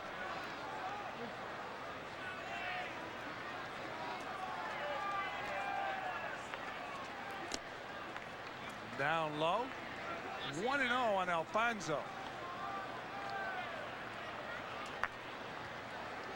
Alfonzo will be followed by John Olerud. Alfonzo batting .293, leading the National League is Sean Casey at .393. Alfonzo fouls it off. It's 1-1. And the home run allowed by Henkin in the 3rd inning, the 12th, as he left one out over the plate. No question about it. Alfonzo crushing one right into that picnic area where Rusty Staub was entertaining so many people today. 1-1 on Alfonzo. Breaking ball up high. 2 balls and 1 strike.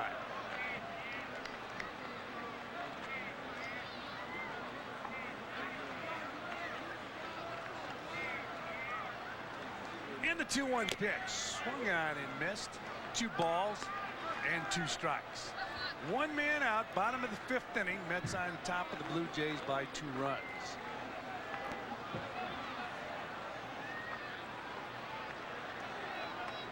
Talking about the leading hitter in the National League, Sean Casey. We'll see him Monday, Tuesday, and Wednesday next week. in Cincinnati. You can catch all the action on Fox Sports Net New York. 2-2 pitch, and there's a long drive to deep left center field. Cruz going back on the warning track, makes the grab. 2 down. Well, again, Henkin threw a fastball that Alfonso launched, but this time Henkin was able to get away with it because Alfonso just did miss hitting his second home run. A fastball just about belt high, and Fonzie might have gotten under it just a little bit. And Jose Cruz right to the wall at the 396 sign to put it away. So 2 men are out. John Olerud will be the batter. He pops the ball up down the left field line. Out of play. So it's 0-1 on the Met first baseman.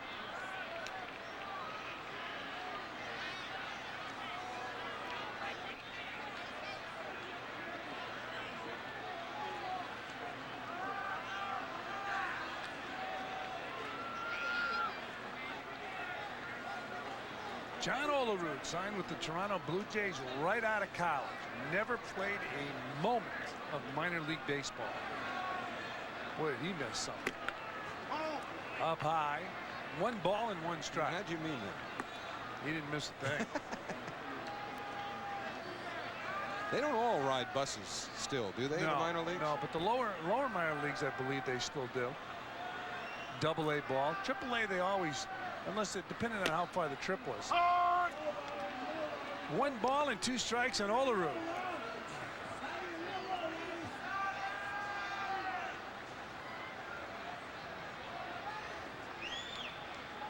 And a 1-2 pitch down low. 2 balls and 2 strikes.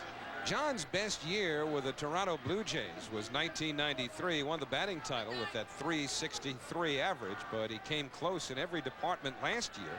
His best season with the Mets. But it's kind of interesting that as prolific as those numbers are, they're the only times that he's batted over 300. 2-2 pitch, and he's the line drive. Fair ball down the left field line. And Olerud will cruise into second base with a stand-up double. I mean, that's why it's so hard to believe that he's only hit 300 twice. I mean, here he hits a changeup, and he's got to stay back. He's got to wait. And he's impossible to play because he hits the ball to all field. So in this instance, John Olerud comes up with a 2-base hit by waiting and going the other way. Hitters talk about how difficult it is to be patient sometimes, and here he just had to sit back that extra split second and take the ball to the opposite field. So for John Olerud now, that's 19 2-base hits. So Olerud in scoring position for Mike Piazza. Piazza 0 for 2 in his game. He takes a breaking ball up high, 1-0. Crowd's booing, but if you're trying to send a message to a hitter, you don't do it with a curveball. Piazza grounded out and flied out. Piazza with his 11th home run of the season in last night's ball game. 12-game hitting streak for Piazza. Longest hitting streak for a Met catcher. Ties the longest hitting streak for a Met catcher.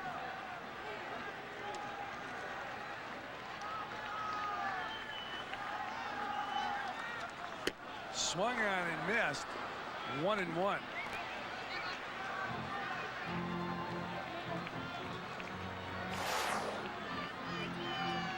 Well, another breaking ball, and this one Piazza swings over. Yeah, he was fooled at him way out in front.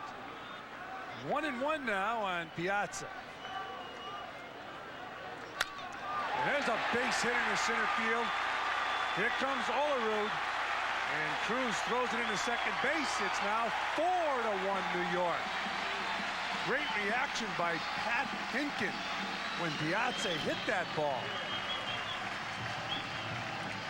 Well, Piazza's been delivering lately. That base hit gives him a 13-game hitting streak as he drives in his 36th run of the year.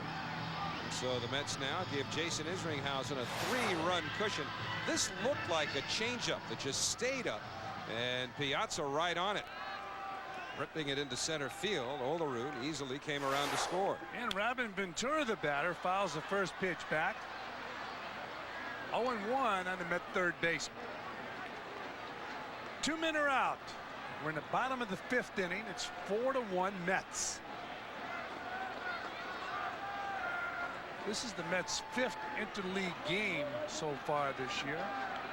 It's the 5th of 18 games against the American League. And there's a line drive down the right field line, foul.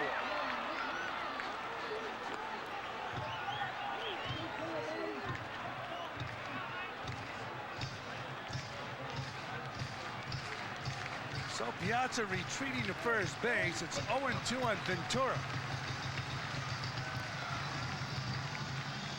Hugo Chavez tomorrow night will throw out the first ball. President of Venezuela.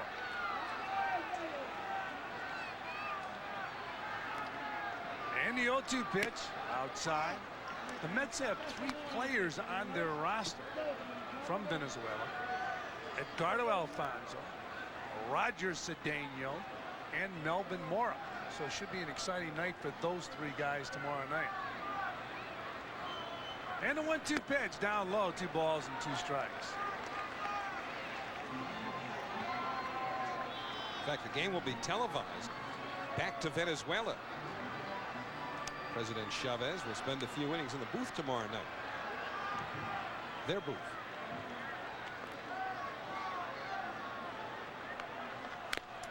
Ventura fouls it off, so we'll do it again at 2-2.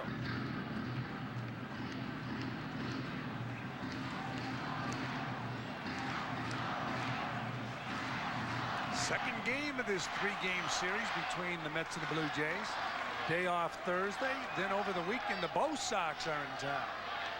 Ted Williams night Friday night. He'll throw out the first ball. And the 2-2 pitch. Down low, 3-2. Masato Yoshii will pitch Friday night.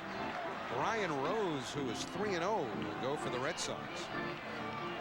Al Leiter faces Pat Rapp Saturday. Oral Hershiser against the former Met Brett Saberhagen on Sunday afternoon.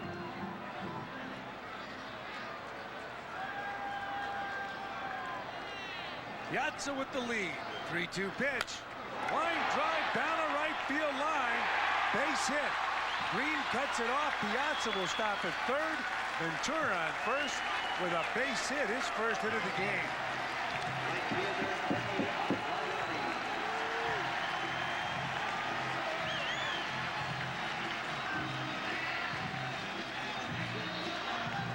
Mel Queen going out to the mound.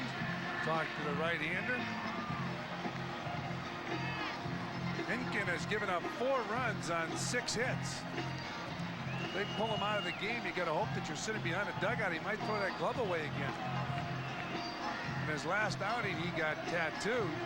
When he was removed from the game, Hinkin took his glove off and his hat and gave it to some fans sitting behind the Blue Jay dugout. So Ventura's on first, talking to Mookie Wilson, the first base coach. Piazza's on third. 2-minute out. Meeting breaks up on the mound. Mel Queen back into the dugout. And the batter will be Benny Agbayani. Benny Agbayani had some memorabilia from Hawaii in his locker today. Reminded me of the movie Major League.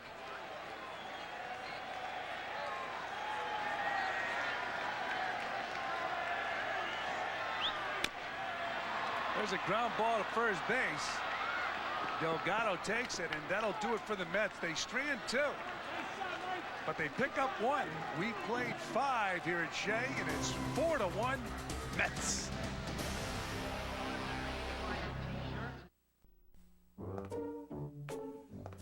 Sit down, kid. To make it here at OmniPoint, remember this. With custom-tailored wireless, the customers get what they want. Now repeat after me. They can get any phone. They can get any phone. Get any minute plan. Get any minute plan. Get free features. Get free features. Very good. Here's a cracker. Get an Ericsson Digital PCS phone for just $49. And Tony Fernandez will lead it off for the Blue Jays as we go to the top of the 6th inning. It's 4-1 Mets. Fernandez swings at a breaking ball. 0-1.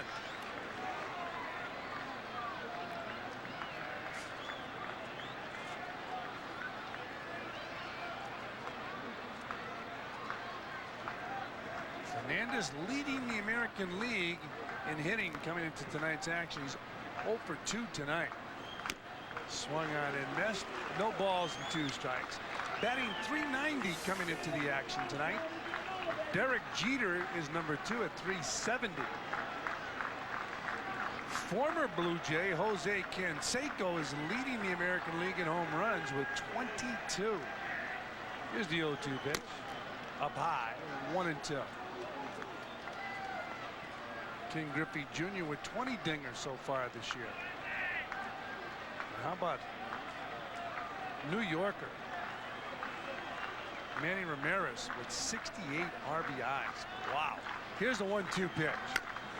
Bouncer up the middle. Easy play for Ordonez. Scored 6-3. Now let's get downstairs to Matt Loughlin. Matty? All right, Fran, well, as everyone knows, over the weekend, 3 Mets coaches were fired. Bob Apodaca, Tom Robson, and Randy Neiman. All 3 were here at Shea today to pick up some personal belongings, and they had a chance to say goodbye to some of the players. All 3 have been offered positions in the minor league system with the Mets.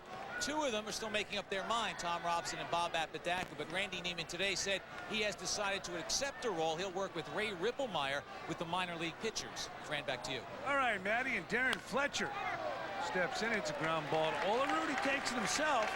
2 down. So here in the 6th inning, Isringhausen getting ahead, and there are 2 men out.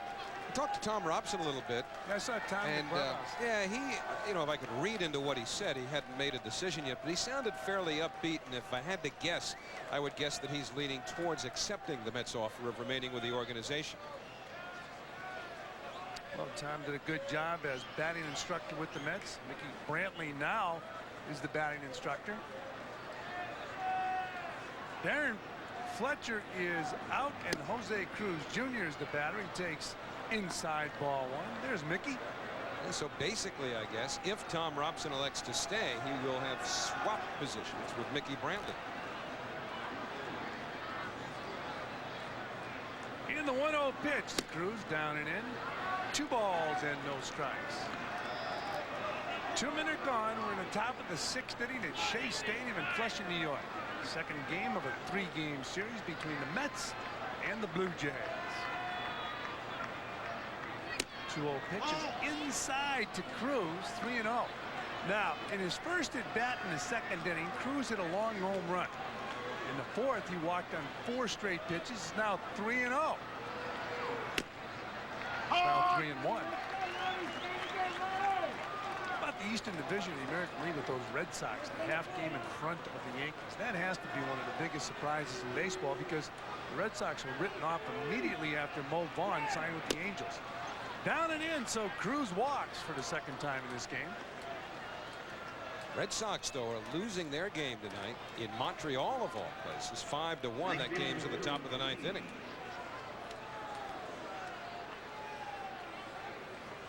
And the Mets have some action in their bullpen. Left-hander Dennis Cook loosening up. Jason Isringhausen has now hit the 100-pitch plateau. And perhaps a bit of a time buy here, because Willie Green is coming up. He's a left-hand hitter. So we may be just buying an extra couple of pitches for Dennis Cook in the bullpen, with a left-hand hitter about to take his hacks.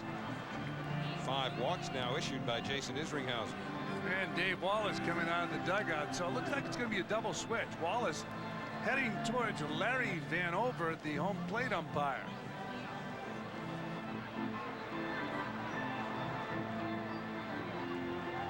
Benny Agbayani made the last out of the inning, and it looks like Agbayani will be replaced in the batting order by Brian McRae. McRae will probably go to center, and Cedeno will slide to right. Yep. So Benny exits, having gone hitless in 3 at-bats tonight. Dennis Cook will bat in his spot. And a hand for Jason Isringhausen. He only allowed 2 hits. He walked 5. He struck out 6. He leads with a 4-1 lead. He threw the ball hard, showed good velocity with his fastball, and had a pretty good breaking ball. Well, Isringhausen's out, Cook's in, and now it's our Omni point called to the bullpen. Well, back here at Shea Stadium, Mets with the lead, and now it's time for our Jeep game summary. Blue Jays jumped in front in the second inning when Jose Cruz hit a fastball from Jason Isringhausen, but Edgardo Alfonzo put New York on top after they had tied the game. Alfonzo's home run in the third made it 3-1. Mike Piazza would drive in the fourth run, extending his hitting streak in the process, and Jason Isringhausen leaves after a solid outing to be replaced by Dennis Cook. So with a double switch, McRae bats ninth and plays center. Cook will bat sixth in Agbayani's spot. Jason Isringhausen receives congratulations and some further thoughts from Bobby Valentine. So Izzy's out and Cook is in. And a pinch hitter too for the Blue Jays. Willie Green, the left-hand hitter, being replaced, and Jacob Brumfield will bat for him. So it's 4-1 Mets on top of the Blue Jays. Congratulations from everybody in the Met dugout. And Dennis Cook with a 3.00 ERA in 26 games. 27 strikeouts in 24 innings.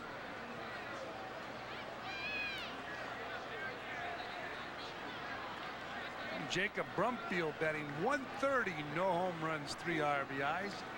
Batting for Willie Green. They check Cruz at first base.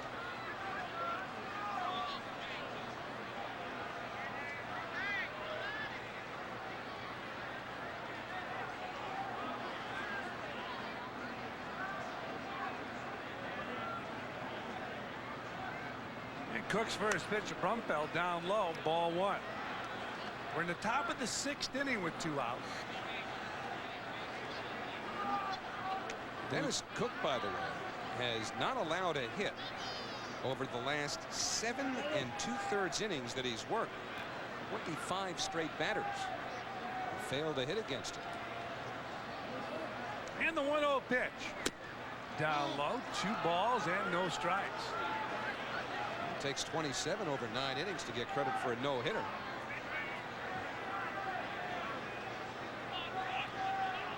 Dennis Cook trying to keep a very impressive string going. He's walked 4 and struck out 5 over that span. And the 2-0 pitch. There's a drive in the left center field. Henderson going back. He looks up. Home run, Jacob Brumfield. His first home run of the season. And we have a 4-3 ball game. That takes care of that, doesn't it? Certainly does. A concerned Jason Isringhausen looking on. So Brumfield batting for Green. It's a 2-run dinger and brings the Blue Jays closer to the Mets. It's now 4-3 New York. One of those runs charged to Isringhausen. The other, of course, charged to Cook, who surrenders the home run on a knee-high fastball to Jacob Brumfield. Oh, the batter Chris Woodward, who's 0 for 2. Woodward grounded out to short his first time up and bounced back to Izzy in the 5th. First home run of the year for Brumfield. Ground ball to short.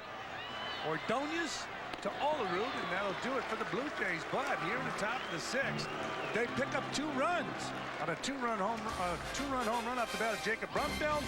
Mets lead by 1. We'll be back.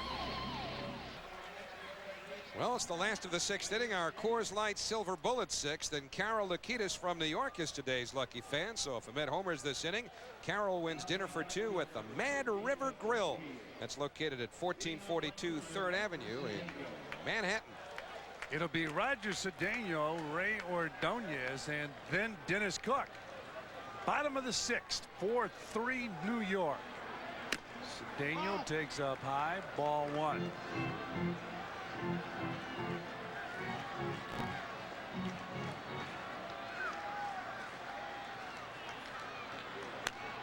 Fouled off, 1 ball and 1 strike.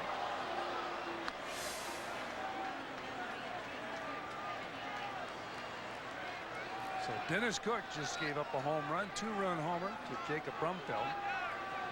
Measured at 379 feet. 1-1 on Cedeno. Good changeup from Hinkin. Strike 2. So it's 1-2 on the Met right fielder. busy weekend coming up here at Shea Stadium when the Bo Sox come to town. Down and in, 2-2. Supposed to be good weather here this weekend. Went out and see the thumper Ted Williams throw out the first ball Friday night.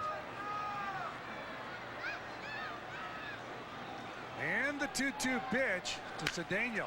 Fouled off. So we'll do it again at 2-2. I never saw Ted Williams play, but we're getting close to 40 years since he did. Yeah. 1960, his last year, hit a home run in his final at bat. Got to be one of the biggest sports names in the history of Boston. You get Ted Williams, Bobby Orr.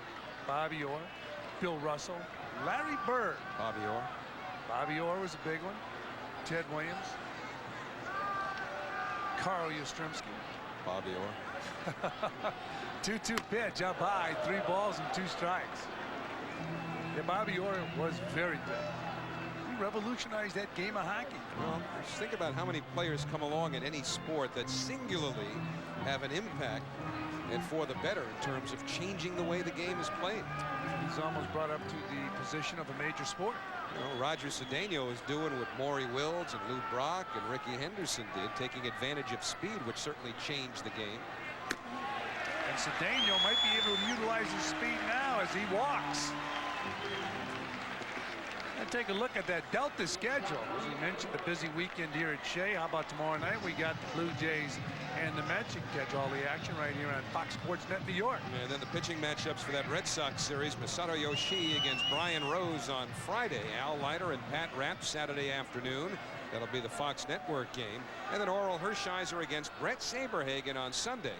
Friday and Sunday's games on the WB11. And Jim Fregosi making a double switch, which will remove Pat Henkin from the game. So that's all for the right-hander.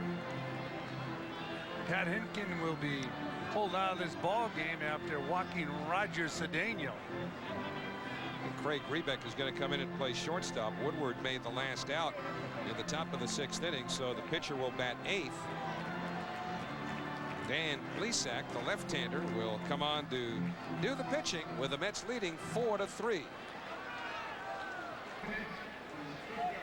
Well, tomorrow, immediately following Game 5 between the Knicks and Pacers, turn to the MSG Network for exclusive and extensive post-game coverage on the Toyota Knicks post-game special. When the game is over, MSG is just getting started, bringing you up-to-the-minute reactions, highlights, and press conferences as they happen.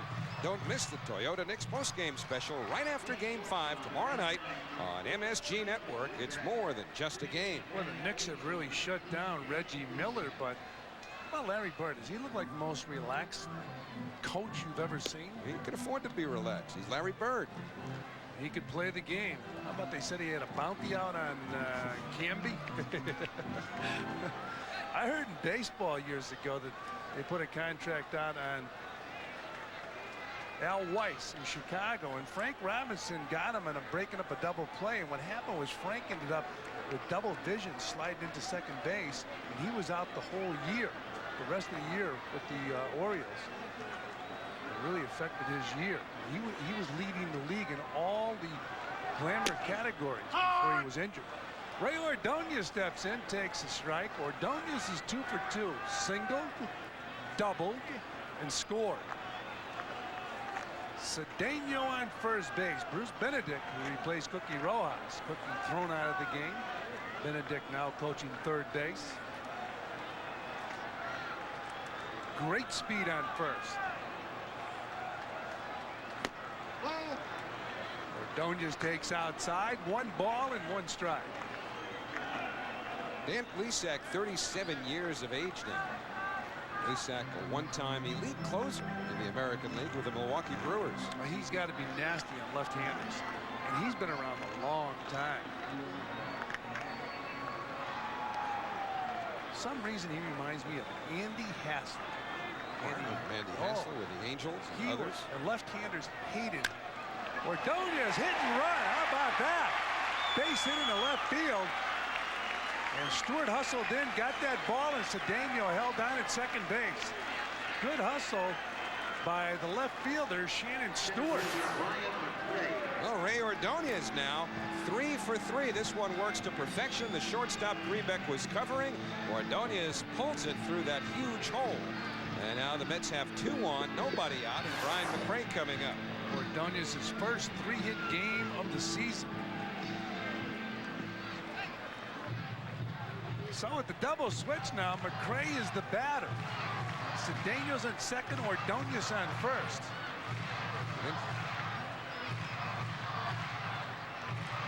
Now what does Bobby Valentine do? You put McRae in there, so he would end up hitting in the 9th slot.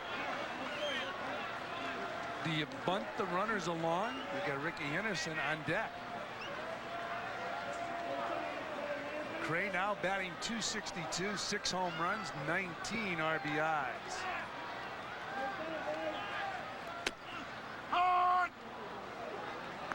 McRae took a strike, so it's 0-1 on the Mets center field. Well, they did not have the wheel on, and a lot of times what Bobby Valentine will do will have his hitter in this situation show bunt, pull it back, take a look, see what the defense is doing, and if he thinks the wheel is going to be on, then lets him swing the bat. Now, on this first at bat or first pitch to McRae, nothing was doing on the infield, at least not total movement in terms of the wheel. And Plesac checks Cedeno at second base. Cedeno will run anytime, any place, any score. Bobby Valentine, I think more than most managers, disdains the sacrifice. He hates giving up and out. Well, he's got McRae bunting, so it's 0-2 on Brian McRae.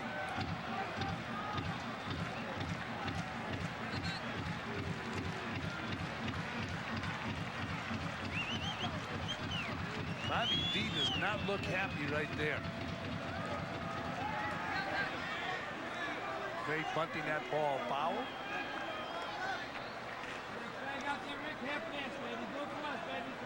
No balls and 2 strikes on Brian McRae. Runners on first and second, nobody out. Bottom of the 6th. Outside, 1-2. One of the reasons I'm sure he looked unhappy is because he doesn't normally enjoy giving up and out. He asked McRae to push the runners along, and McRae wasn't able to do it. Now he's in a hole here behind in the count 1-2. You know the infield won't be moving. 2-2. So now a ground ball becomes a double play possibility. Whereas had the infield been in motion with the wheel, it opens up some huge holes, and a ground ball has a great chance of finding its way through. Some hitters don't like it when they're given that sacrifice bunt sign. 2-2 pitch, foul back. In fact, I remember a game in Yankee Stadium years ago when Billy Martin told Reggie Jackson to bunt. It was a fiasco. You got a phone call that night, didn't you? He was suspended. There's Ricky Henderson on deck. What did he say? I'll see you in Milwaukee. No, I'll see you in California. I said, that's nice, but we're going to Minnesota. He said, I've been suspended. Oh, he's a character. 2 balls and 2 strikes on Brian McRae. In fact, I believe that that bunt attempt that Reggie, I guess, ignored or did it half-heartedly was against the Kansas City Royals. Brian McRae's dad was in that ball game. So now Brian McRae was asked to bunt here tonight and fouled it off. So he'll try to hit Dan Plesac with a 2-2 count. There's a rope as the runners are on the move. McRae hit a bullet into the left field seats foul. The last thing Bobby wants to see here is Brian McRae hit into a double play. So he tried on strike 1 having McRae bunt the runners over, bunted foul.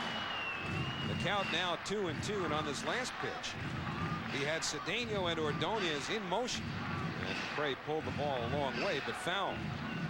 So 2 balls and 2 strikes. Another meeting between Fletcher and Plesac. A lot of meetings tonight.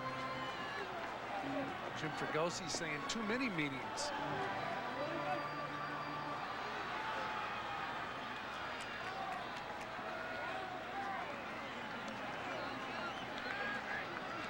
And a 2-2 pitch. Fouled out of play, so we'll do it again at 2-2. And the runners were not going that time.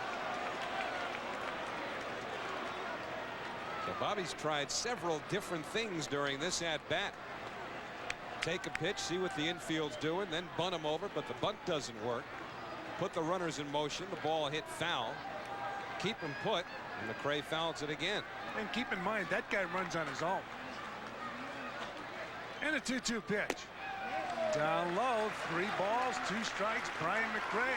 Well, you would certainly expect now at the count 3-2 that the runners will be in motion. One time during this at-bat they took off. That was on 2-2, and the pitch was fouled off.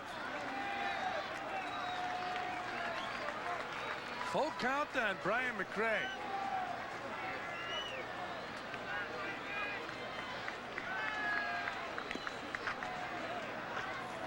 Ricky Henderson on deck.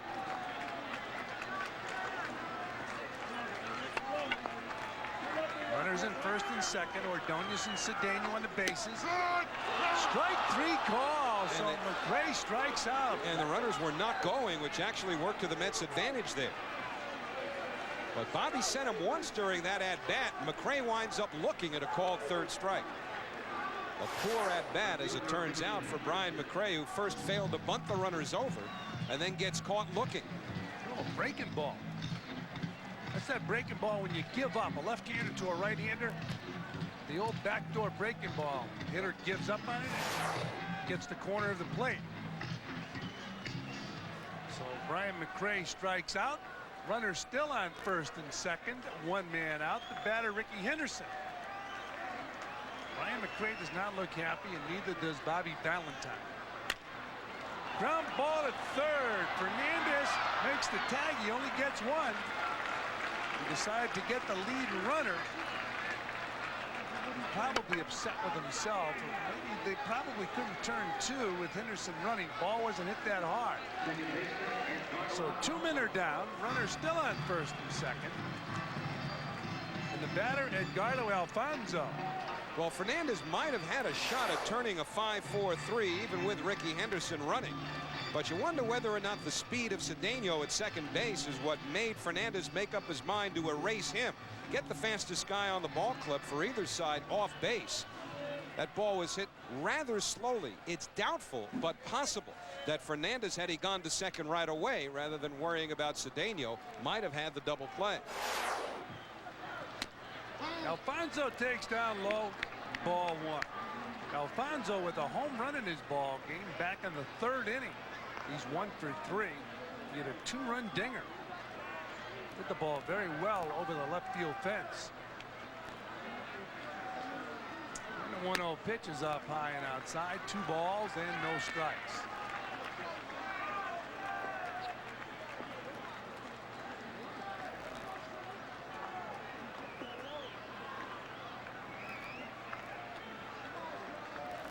We're in the bottom of the 6th inning. It's 4-3. The Mets on top of the Blue Jays. Final game of this 3-game series tomorrow night. Alfonzo hits a high fly ball to right field. Rumpel is there. And makes the grab for out number 3.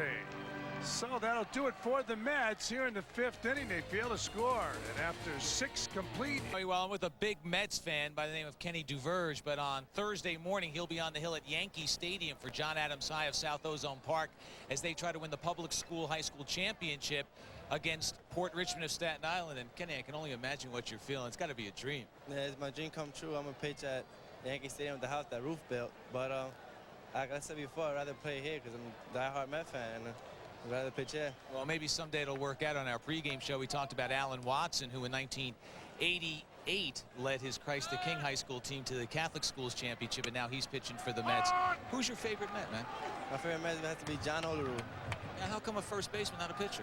Oh, because I play first base also, and I just love the way he's a contact hitter. He's always on base. He's an awesome player.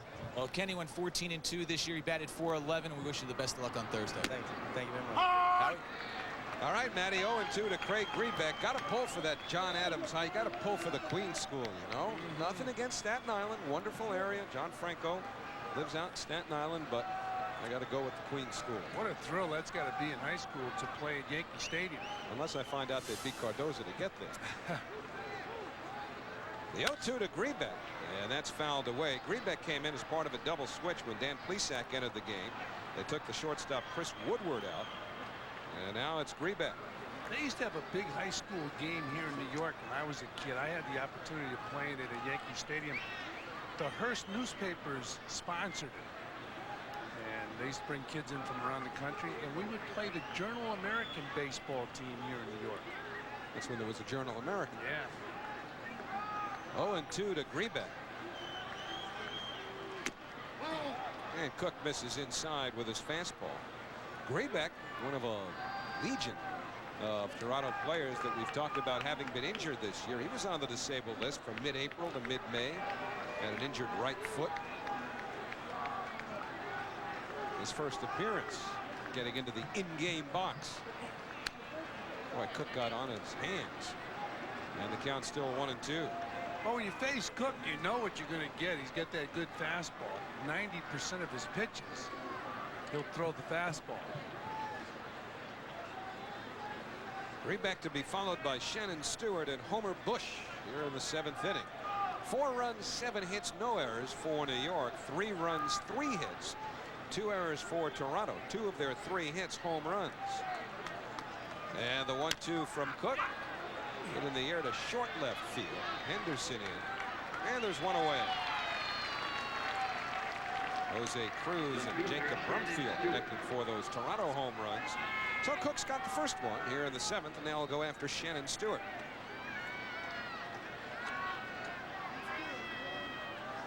One more in this series. That'll be tomorrow night when Rick Reed faces David Wells. And then after the day off Thursday, the Red Sox come in.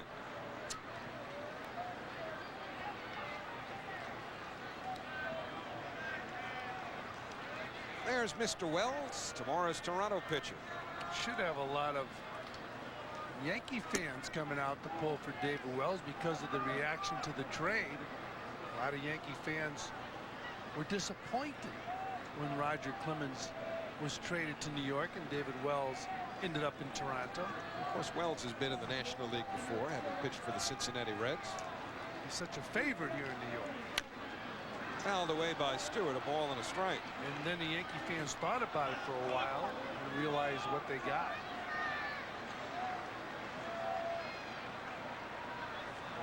Let's see what the Blue Jays got in Wells tomorrow night. He's won 6 and lost 5. But his earned run average just a little under 6 runs per 9 innings. But he'll chew.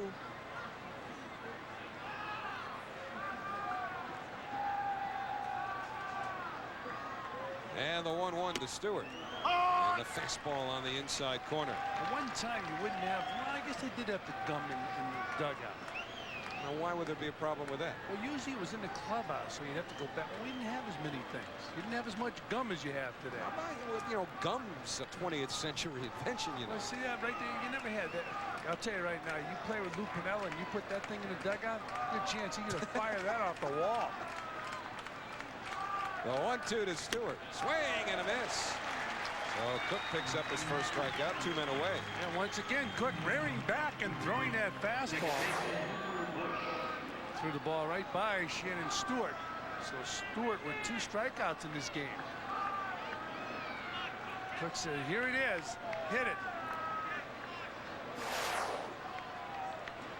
So now Homer Bush, who has struck out, walked, and grounded to third. Can't get over that gum in the dugout, huh? Well, the gum, very important part of the game of baseball. 1 ball, no strikes. Maybe there's some strategy involved there too, you know, because you look at a major league dugout, or at least you used to look at the floor of a major league dugout after a game, and all you'd see would be sunflower seeds. The gum may eventually play havoc with your spikes if you take a wrong step, but it leaves a somewhat cleaner impression. Popped up. Short right field. Cedeno waits. So the side retired. Dennis Cook works a 1-2-3 inning, and it's time to stretch here in Flushing. 4-3 New York. The 7th, Mets trying to win their 3rd game in a row, and their 2nd over the Blue Jays in as many nights. They lead 4-3. Olerud, Piazza, and Ventura against Dan Gleason. And the left-hander throws a fastball to Olerud, 0-1. John Olerud keeping that streak alive of having been on base in every game that he started this year with a walk and a double, 3 trips. serves that one towards the left field line. Stewart over in foul territory, and he can't hold on.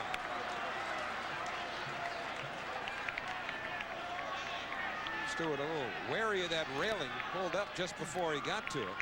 You see a lot of players today get over there and slide. They time the catch and slide into the fence. And Stewart, of course, couldn't slide. The ball was heading towards the seats. Very disconcerting when you head over towards a railing and you have somebody reaching out trying to catch the ball.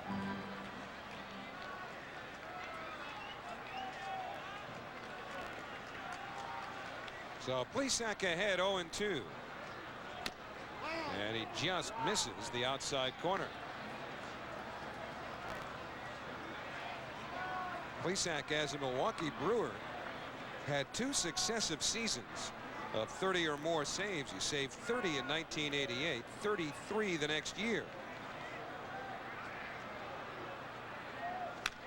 And Olerud fouls another one off.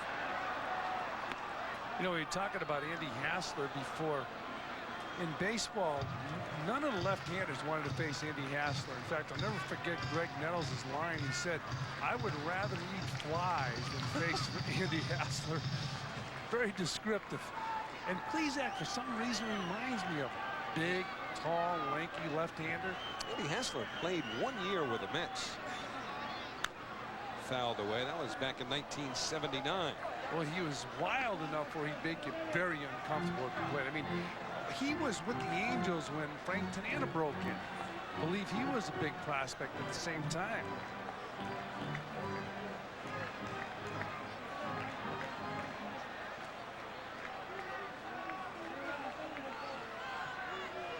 So the 1-2 to Olerud. And it's hit through the hole. A base hit for Olerud. So the Mets get the leadoff man on. That ought to make Kenny Duverge happy. That's the fella from John Adams High School that Matty Loughlin was talking to before. Kenny, that's Kenny's favorite player right there. Kenny watching this game, and he's going to be pitching in a big game, and he likes John Olerud. He said he sprays the ball around. He's a contact hitter. Kenny not only pitches, but he plays first base. You know, you're pitching in the city championship game. You've got a right to be in that seat and think you've got a chance somewhere down the line to get on the mound in this ballpark. Mike Piazza drills one fair down the third baseline, rattling towards the corner, but a fan reaches over and makes contact, and it'll go as a ground rule double for Piazza. I'm surprised that fan didn't get hurt because that ball was a rocket. Fernandez didn't have a chance at grabbing this ball. Luckily for him, ball is crushed down the third baseline. Now Fernandez was not that far away from the ball, and he's quick, but he wasn't quick enough to react to that ball. A bullet off the bat of Mike Piazza and a double. So the Mets now with 2 big runners in scoring position, and Robin Ventura coming up. Remember, Ventura, a left-hand batter, will face a left-hand pitcher here in Dan Plesac. Ventura has seen him before. He's gone 3 for 12 with a home run against him. The infield in. And Plesac quickly in front. No balls and a strike. This year, Ventura hitting .242 against left-handers. In our in-game box score, 3 for 3 for Ordonez. See Ventura 1 for 3, but it's imperative that he make contact and put the ball in play with the infield in. Hit hard, a base hit. That'll get at least 1 in as Olerud scores. Piazza held at third by Bruce Benedict as the throw comes in, cut off by the first baseman Delgado. RBI single for Ventura, and the Mets are leading by a score of 5-3. So Brumfield with the strong throw in, and Bruce Benedict holding Piazza at third. Ball was hit too hard by Ventura to send Piazza from second to home. So Ventura picking up another RBI with this base hit in the right field. Different type hitter with the infield in. And Brumfield's throw back into the cutoff man, Carlos Delgado. Another look from our camera behind home plate as Ventura puts a good swing on that ball. Hung in there tough against the left-hander Dan Plesac. So he takes advantage of the infield being in. Plesac out of this ball game with that base hit by Robin Ventura. 3 straight hits for the Mets to start the 7th. They pick up an insurance run. Well, all this week from 11:30 in the morning to 4 in the afternoon, check out the 5th annual Lincoln Mercury Sports Challenge, hosted by the World Financial Center in the Winter Garden. Come compete in a variety of different sports. Join Rangers alumni and stop by the silent auction for great Rangers autographed memorabilia. The tickets just $3 for each event, or you can get a daily pass for only $10. All the proceeds benefit NYR Skate, New York Race for the Cure, and the Starlight Children's Foundation. To register or get more information, call 732-747-5552, extension 250. Matt Franco now batting as a pinch hitter for Melvin Mora, who had been announced against Plesac, and that's when Jim Fregosi went out to get Tom Davey. So Davey, who got in last night, the rookie, making his 24th appearance. 0-1 on Franco. Mets with runners at the corners, nobody out. Piazza at third, Ventura at first, and the pitch in the dirt stopped by Darren Fletcher.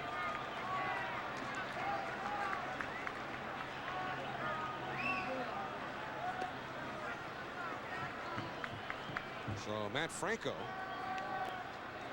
appeared in last night's game as a pinch hitter, drew a walk right here, hits one hard through the hole, base hit. Piazza scores, Ventura to second. It is 6-3 New York. And Matt Franco has really picked up his pinch hitting numbers. That's 8 pinch hits now in 25 at-bats. He's become a highly respected pinch hitter in the National League. Talking about the toughest job in baseball is to come off that bench and swing the bat. And Matt Franco with that leg kick gets around on a fastball and hits it into right field. One of the things that will help a pinch hitter today is you have the ability to go down underneath the stands if you really want and take some swings in the batting cage during the course of a ball game. Didn't have it years ago, but still very difficult job pinch hitting. So 4 straight hits for the Mets to start the 7th, and Roger Cedeno bunts back to the box, kicked around by Davey, and everybody's safe. Davey was grabbing for that ball and thinking third base. He took his eye, had to take his eye off the ball. Cedeno bunting the ball right back to him, really. Should have been a relatively easy play, ball hitting off the heel of the glove, but he had turned his body ready to throw to third. Fletcher, I'm sure, yelling third base, and you could see at the last moment he took his eye off the ball. And that's what happens to a manager. Starts scratching his head. And pretty soon it'll all be gray if the Blue Jays keep this up. That's their 3rd error. And a ground ball under the glove of Delgado into right field from Ordonez. In comes Ventura. In comes Franco. And all the way to third goes Cedeno. 8-3 New York. Well, a bunted ball that Davey failed to come up with really has come back to haunt him. And then Ordonez hitting the ball by Delgado at first base.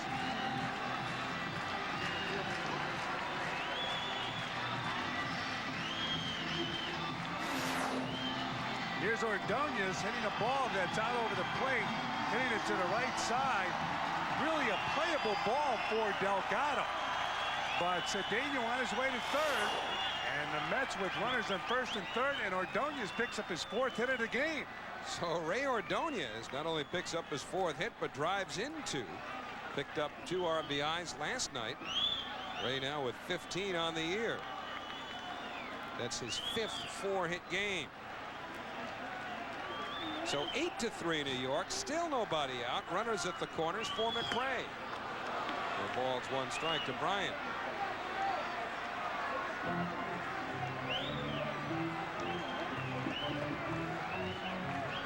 So the Mets have added 4 runs here in the 7th inning. 6 Mets have batted. They've all reached. And Fletcher a good play on the pitch in the dirt. 1 ball, 1 strike. Ordonez, 3 singles and a double. 2 hits last night. He's now 6 for 7 in this series. He also, he likes the way Agbayani's been swinging the bat, so he figured he would do it. Now outside 2-1, and Bobby Valentine, who at times has been exasperated by Ordonez, has to be encouraged at least by these last 2 games offensively. 2-1 to McRae, and it catches the inside corner. So the count even 2-2. McRae up for the 2nd time. Struck out in the 6th inning. That's now with 8 runs, 12 hits, no errors. 2-2 to McRae. Swung on and missed, and he's down on strikes for the 2nd time. And the Blue Jays finally record their first out here in the 7th inning. First strikeout for Tom Davey. Well, some pretty good pitches to McRae. Struck out his first time up, and there's that breaking ball. Breaking in and down. McRae swinging right over the top. And Brian McRae's time figures to be compromised as well by the success of Agbayani as well as Cedeno. It has been. And he's been over the last little while. He's been outspoken about the lineup card occasionally that Bobby Valentine will post. Fastball for a strike to Henderson. Well, the biggest beef McRae has had, at least publicly, has been the fact that he wants to know the day or night before a game whether or not he's playing. Bobby Valentine doesn't always feel compelled to tell a player that. Sometimes a manager won't know till the next day. Well, one of the reasons Bobby gives, and last night's a perfect example, Chris Carpenter was originally scheduled to start last night for the Blue Jays.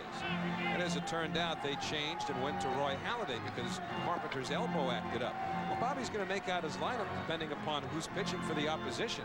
And even if they're both right-handed pitchers, for example, you know, that might influence whether or not he wants McRae in or not. Well, I got to believe that a lot of managers don't make up their mind till they're on their way or at the ballpark the day of a game. 1-2 to Henderson. I think a day game after a night game, if you can tell a catcher, look, you're not playing tomorrow, you know, he can take it easy. You're an everyday player, but you know, I'm sure managers go to the ballpark and are still undecided about certain players in their lineup. I think the manager has to have the right to make his mind up at any moment, know that the player is going to be prepared to play. I agree. That's why I don't really agree with that gripe of McRae's. Everybody just has to assume. I would think, again, we talked about it last night. It's idealistic to a point, but you would think that a big league player is going to be prepared to play over every game of the season. Well, you're being paid for 162 games, and it's not that difficult really to get yourself up mentally and physically for each one. Swing and a miss, and Henderson is down on strikes. That's the 2nd out.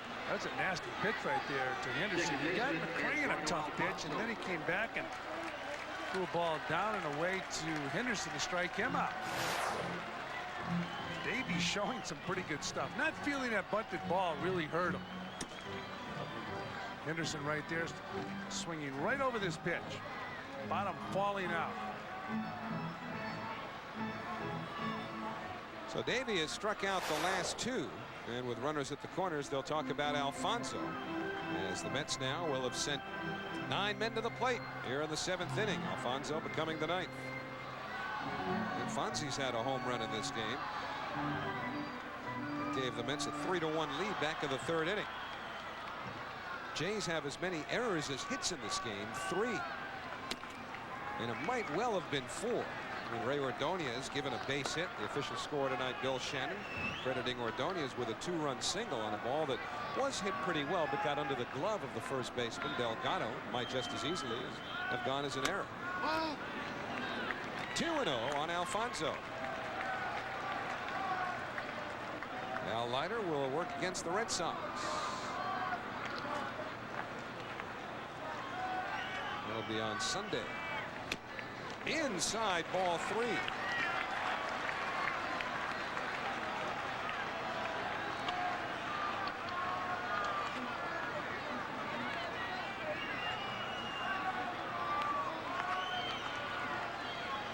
And the 3-0 on the way. Catches the inside corner. Davey throwing hard. Fastball gets into the mid-90s.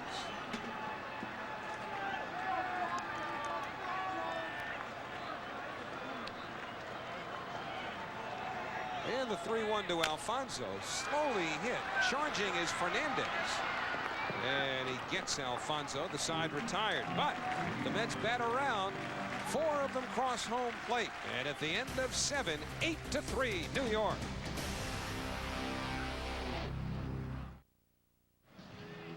Well, the Mets with 4 runs in the bottom of the 7th have opened up a 5-run lead. It's 8-3 New York as we go to the 8th inning. So the Mets, if they can get 6 more outs, will have themselves their 3rd straight win coming on the heels of that 8-game losing streak. So Bobby Valentine has to be feeling a bit more relaxed about things after the firing of his coaches on Saturday night. The Mets came back with an impressive win on Sunday night. Beat the Blue Jays soundly last night. They're en route to doing the same thing here tonight, and they'll bring Armando Benitez out of the bullpen to work the 8th inning. Armando will face Carlos Delgado, Tony Fernandez, and Darren Fletcher. And for Benitez, some of these guys will be awfully familiar as he faced them while a member of the Baltimore Orioles.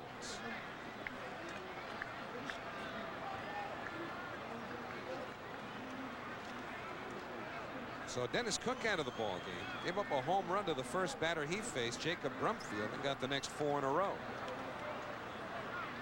And now Benitez making his 29th appearance of the year. And Delgado is 2 for 7 against him. Gets the first pitch foul.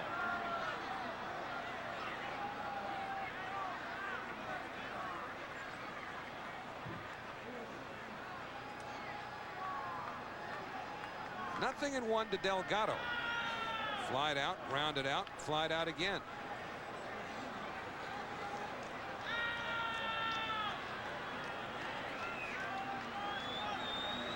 The 0-1 taken on the outside corner.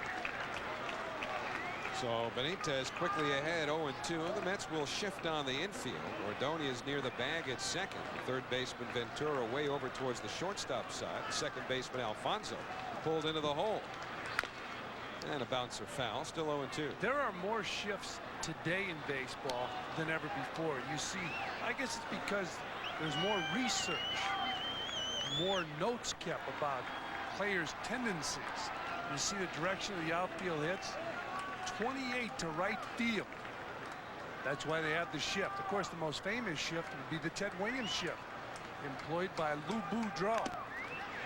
Fouled off by Delgado. And Mark McGuire, some teams will put 4 outfielders out there for McGuire. And Gil Hodges did that in 1969 against Willie McCovey. McCovey also, teams used to shift against him. Most teams would shift against McCovey. But the famous one, the one I guess that really started it all would be, maybe not started it all, but the most famous shift was when Lou Boudreau was managing the Cleveland Indians and moved his infielders and outfielders around for Ted Williams. Outside with a fastball, 1-2. In fact, I believe the year was 1946, and Ted Williams hit his only inside the park home run. And I'm not sure if it was an intentional shot to left field, but he hit it against the Cleveland Indians against that shift.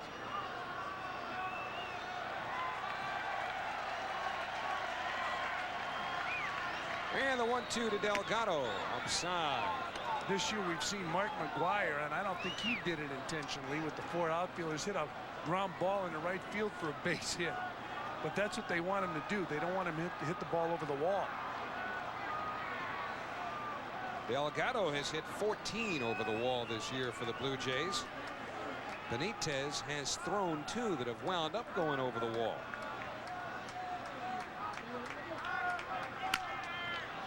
Fly ball left field. Henderson ambling over. And there's 1 out. Ricky with that catch. I'm surprised he hasn't taken that ball and thrown it so far with that glove hand. He said, this is easy. I've got it. I've got it. I've got it. Well, he certainly has played with a flair over his career. Willie Mays, of course, popularized the basket catch, which was emulated by Lee Mazzilli when Mazzilli came up with the Mets.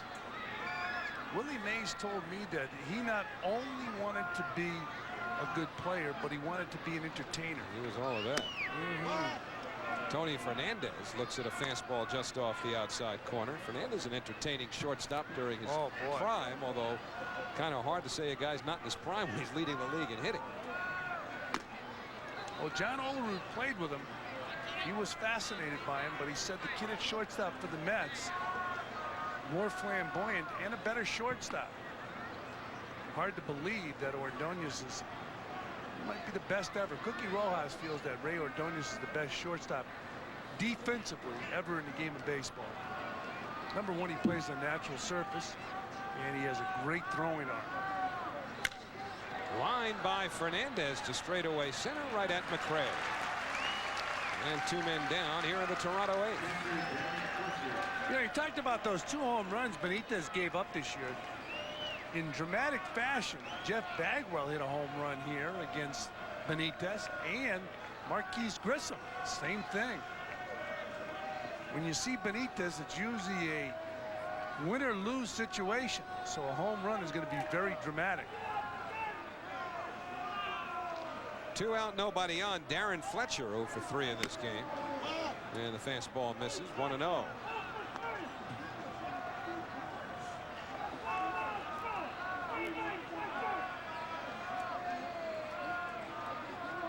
Mets have never lost to the Blue Jays here at Shea. And of course, there's not a very big sample of games. You go back 2 years ago, the first year of interleague play, the Mets swept a 3-game series, but the Blue Jays played here one other time that you might not remember. That was back in 1981, right after the mid-season strike. The Mets tuned up for the second half of what became a split season. The Blue Jays came down to Shea Stadium. Fouled back by Fletcher, 2-1.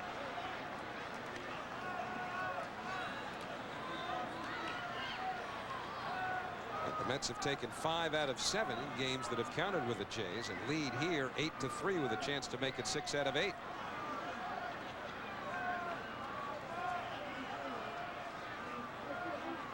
Two-1 to Fletcher, and that's fouled back. In the minor leagues, Fletcher had an average of 266 throughout his minor league career. Coming into this year in the major leagues, his average 266. Right now, he's batting .319. Good, solid catcher. Ran into trouble with the Montreal Expos because they didn't like the way he called the game. Boy, does that sound familiar. That was an excuse for not wanting to pay him. No. In Montreal, that's the easiest excuse to use. They don't need an excuse. They'll check out the swing at third, but nothing doing, says Angel Hernandez. They got to do something about that organization. I mean, the Red Sox were up there last night and played in front of 7,000 people. It's about 2,000 more than they've been getting. Yeah. So it'll be a payoff pitch, and Fletcher stays alive.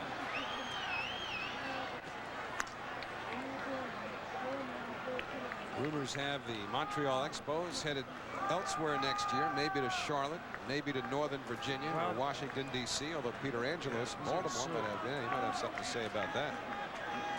And he's not a happy man because his team's in last place in the East. Bouncing ball foul. That's one of the biggest surprises in baseball because clearly they put in an awful lot of effort to help that ball club almost every offseason.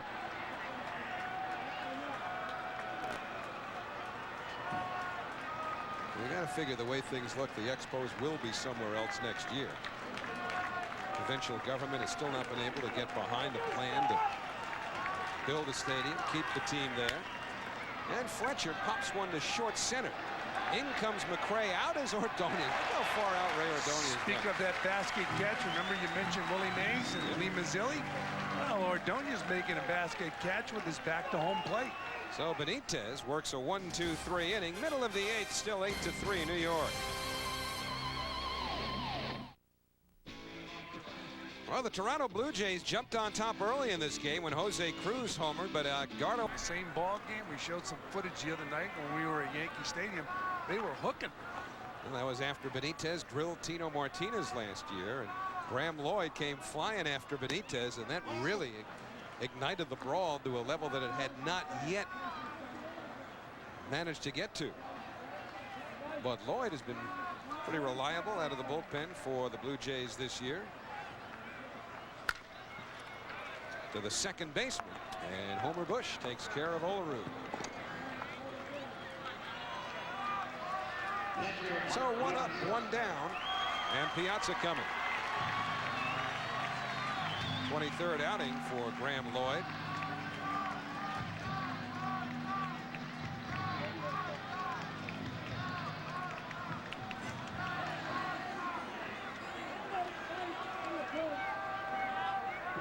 Piazza 2 out of 4, extending his hitting streak. Well, last time up, he hit a rocket by Fernandez at third base. Fernandez was not that far away from the ball. He's very quick around third base, and he didn't have a chance to get the ball. 2-0 now to Piazza. Mike now with a 13-game hitting streak.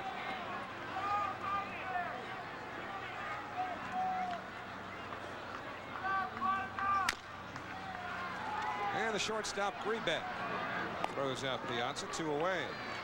Graham Lloyd out of the bullpen. It's a couple of ground ball outs. And that'll bring up Robin Ventura. Lloyd actually has some saves this year. He and Billy Koch. Koch pretty hard thrower. Rookie. Have done the closing for the Jays. Lloyd has 3 saves. Koch has 4. And Ventura in this ball game has 2 hits and 4 trips, fouling the first pitch off. Robin with an RBI single in the 7th inning. Now has 43 ribbies.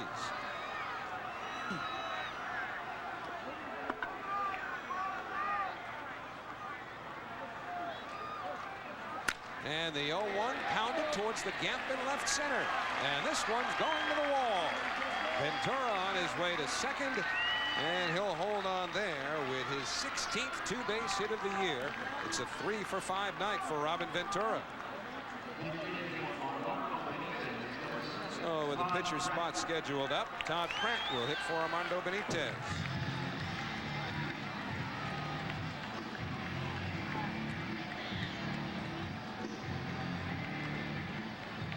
See Pratt with that .278 average, 3 home runs, 12 RBIs. He got in last night's ball game and struck out. So Bobby Valentine trying to get Todd Pratt some ABs.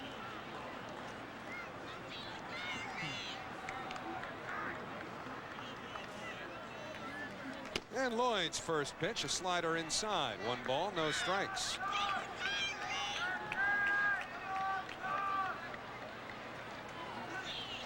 So the Mets will have a new go to the 9th inning. And it figures to be John Franco. Hasn't pitched in almost a week. Won't be a save situation, but the Mets need to get Franco some work. Last time John pitched was a week ago tomorrow. And now he's loosening up to work the 9th inning. Under the watchful eye of Alvin Jackson. Al, an original Met. Younger fans may not remember this, Fran, but players, as you know, had to work for a living during the offseason. And Al Jackson sold clothes at the Howard Clothing Store in Jamaica. Well, I tell you what, even though he is diminutive by baseball standards, you take a 10-year-old kid shopping to see a big league player. They all look about 10 feet tall. Imagine the difference, though, in the thought process of Al Jackson there in the early and mid-60s. Selling clothes at Howard's clothes stores in Jamaica. 1 minute he's thinking, what do I throw to McCovey? A fastball or a curve? And then you fast forward a couple of months and, well, does this guy want cuffs or not? Got to be something of a come down. Now he's still thinking of McCovey's cuffs.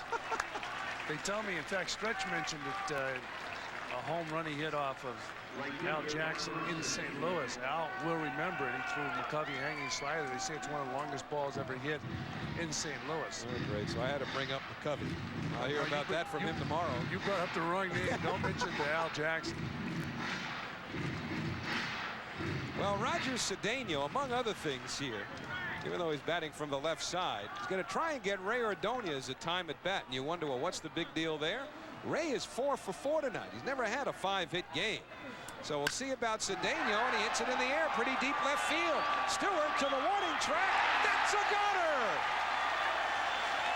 Pratt's got to hustle back to touch second base. That's why Cedeno is going to have his trot ruined here. How about that? He ruined his home run trot. Roger Cedeno, second home run of the year. And both from the right side. Todd Pratt missed second. He had to go back and touch it. Cedeno had an aborted but finally concluded home run trot. Get on Todd Pratt. You ruined my trot. All I wanted to do was relax, enjoy it, this man's going back. I thought he was going to pass me, or I was going to pass him.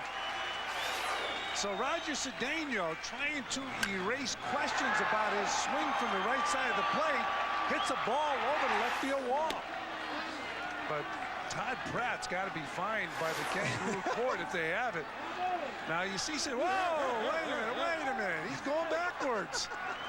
Don't worry, it's still a home run. But now Ordonez shoots one down to first base, and Ray is just going to have to settle for a 4-for-5 night. But Cedeno's fourth hit right-handed, half of them now homers, tacks on 3 more, and will go to the 9th inning, 11-3 New York.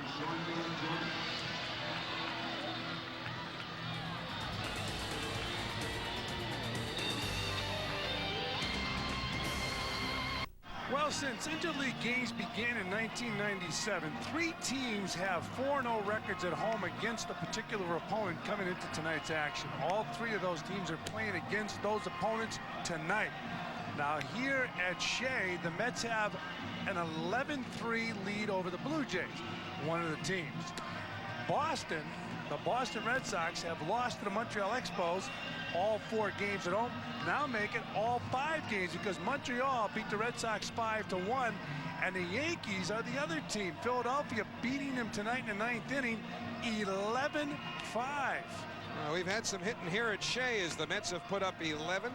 They lead 11-3. Our Dodge drive of the game happened just moments ago. It was a funny scene here at Shea Stadium. Roger Cedeno steps to the plate. Now watch this. Bang! Home run off the bat of Cedeno.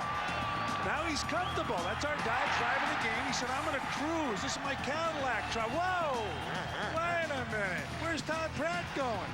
He thought Todd Pratt was going to tag second base and chase him back to first. You know, if you were watching that without knowing what had happened, you would have assumed that Cedeno had gone into a home run trot only to find out the ball had been caught. Well, it wasn't caught, but Todd Pratt almost was. Well, that was our Dodge drive of the game. Cedeno hitting his 2nd home run. Remember in Phoenix when Todd Pratt was on second base, was it Mike Kincaid who hit the home run? And he was in his trot, and he almost caught Todd Pratt at second base. Remember Todd's body language is like, whoa, where's he going? He took off. So Todd's had a tough time jogging around the bases when other guys are hitting home runs ahead or behind him. All right, so John Franco now gets an inning of work in. It's not a save situation. With the double switch, Pratt takes over behind the plate, and Franco, just in case you're doing some bookkeeping at home, John Franco batting in the 4th spot. Mike Piazza's slot. Jose Cruz has reached all 3 times, a homer and 2 walks. 1 ball, 1 strike. And again for Franco, his first outing since last Wednesday. He had been perfect in save situations until then, but gave up a couple runs in the 9th inning. The Cincinnati Reds came from behind to win, and John suffered his first loss. He has 14 saves, but again, he does not qualify for a save with an 11-3 lead. 1-2 now to Cruz. You got to get him ready. You got to keep him fine. Get him in the ball game. In fact, in baseball, we've talked about it. Managers handing the ball to a closer in a tight game and saying it's your game. I think a manager should bring a closer in, but get somebody up in the bullpen as a safety net. I think it's too much of a responsibility for any pitcher. You just hand them the ball in the 9th inning. They have a 1-run lead. Just say, go on out there and get yourself a save.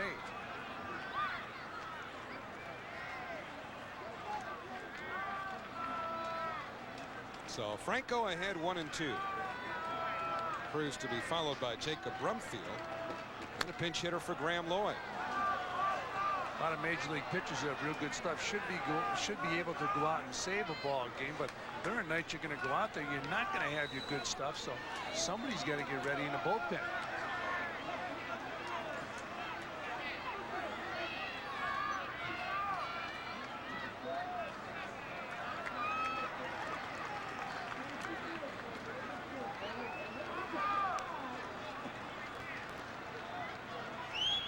Mets about hit the Blue Jays 14-3.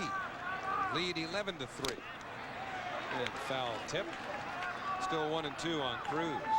Blue Jays with 3 hits, 3 errors. And Alan Watson loosening up just in case John Franco needs a pick-me-up here in this 9th inning.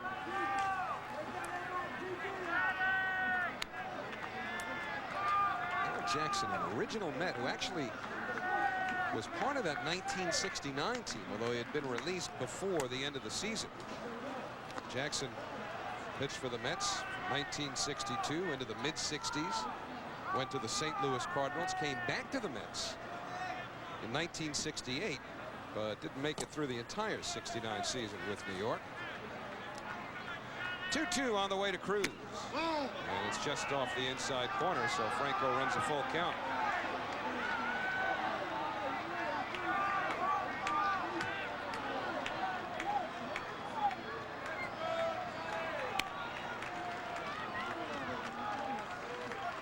And the payoff pitch is in there for a called strike 3. Now, Cruz took a pretty close pitch on 2-2.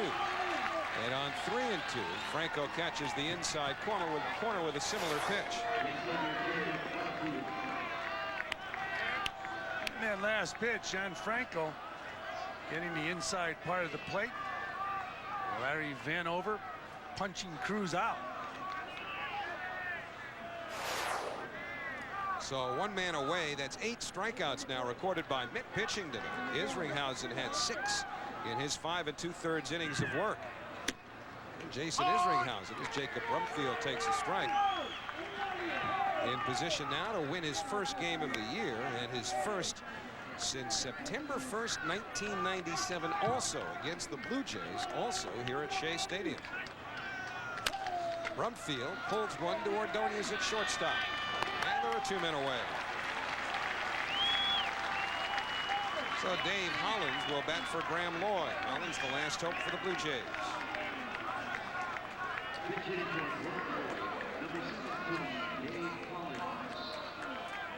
So Franco will face the guy who's done most of the DHing for the Jays this year. Remember, the Blue Jays do not have the right to use a designated hitter in the National League park. And Hollins did not play for anybody for a while. He was on the disabled list earlier this year. In fact, Hollins only recently came off the 21st of May. Shoots one up the middle and into center field. So a pinch hit for Dave Hollins. He had a broken bone in his hand, which kept him out, but now he's aboard with 2 men away. Talking to Gary Matthews about Dave Hollins before the ball game. Gary, the batting instructor with the Blue Jays, said that Dave's getting a little bit older now, so he has to cheat a little bit with that fastball. Start his swing a little quicker than he used to. Can't wait as long. Sarge, he got that nickname from Pete Rose when they were teammates in Philadelphia.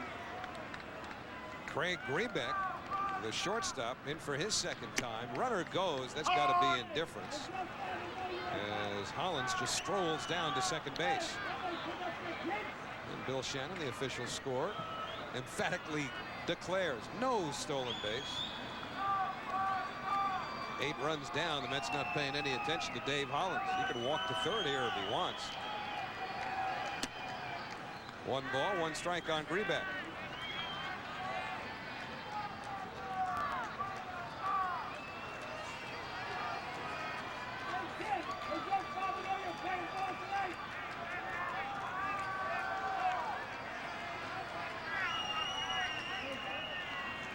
One pitch to Grebeck. Now Franco a strike away from ending it.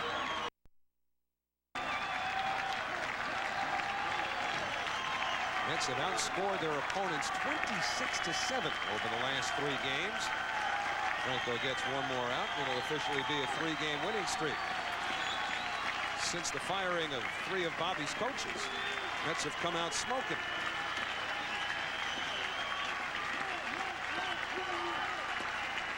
And it'll be a 1-2 pitch to Grebeck. Put it in the books. Gianfranco picks up his 2nd strikeout, and the Mets have a 3-game winning streak. And Gianfranco gets his work in, pitching the 9th inning here against the Blue Jays. Tomorrow night, Rick Reed will be on the mound against David Wells. But the big story, I think, Howie, in this ball game, a victory for Jason Isringhausen. Picks up his first victory. He's now 1-1. But boy, does that help his confidence. Final score, Mets 11, Toronto 3. So the Mets jumped to 2 games over the 500 mark. They've beaten the Blue Jays all 5 games they've played here at Shea. The Z's stand for K's. How about Roger Cedeno, a home run? But it wasn't a comfortable home run. He wanted to jog like a home run. And up there he is. Todd Pratt was heading back to second base. He caught Roger Cedeno completely by surprise. It was almost like Roger was so shocked he thought this was going to be a contest that Todd Pratt was going to chase him back to first. But it was a home run, the second home run of the season for Roger Cedeno. So a big night for the Mets. They've now won 3 straight after dropping 8 straight. 11-3, the final. Rick Reed will go home and think about his start tomorrow night against David Wells. We'll come back to Shea Stadium and wrap this one up in just a moment. Again, the final score, the Mets 11, the Blue Jays 3. Come on back.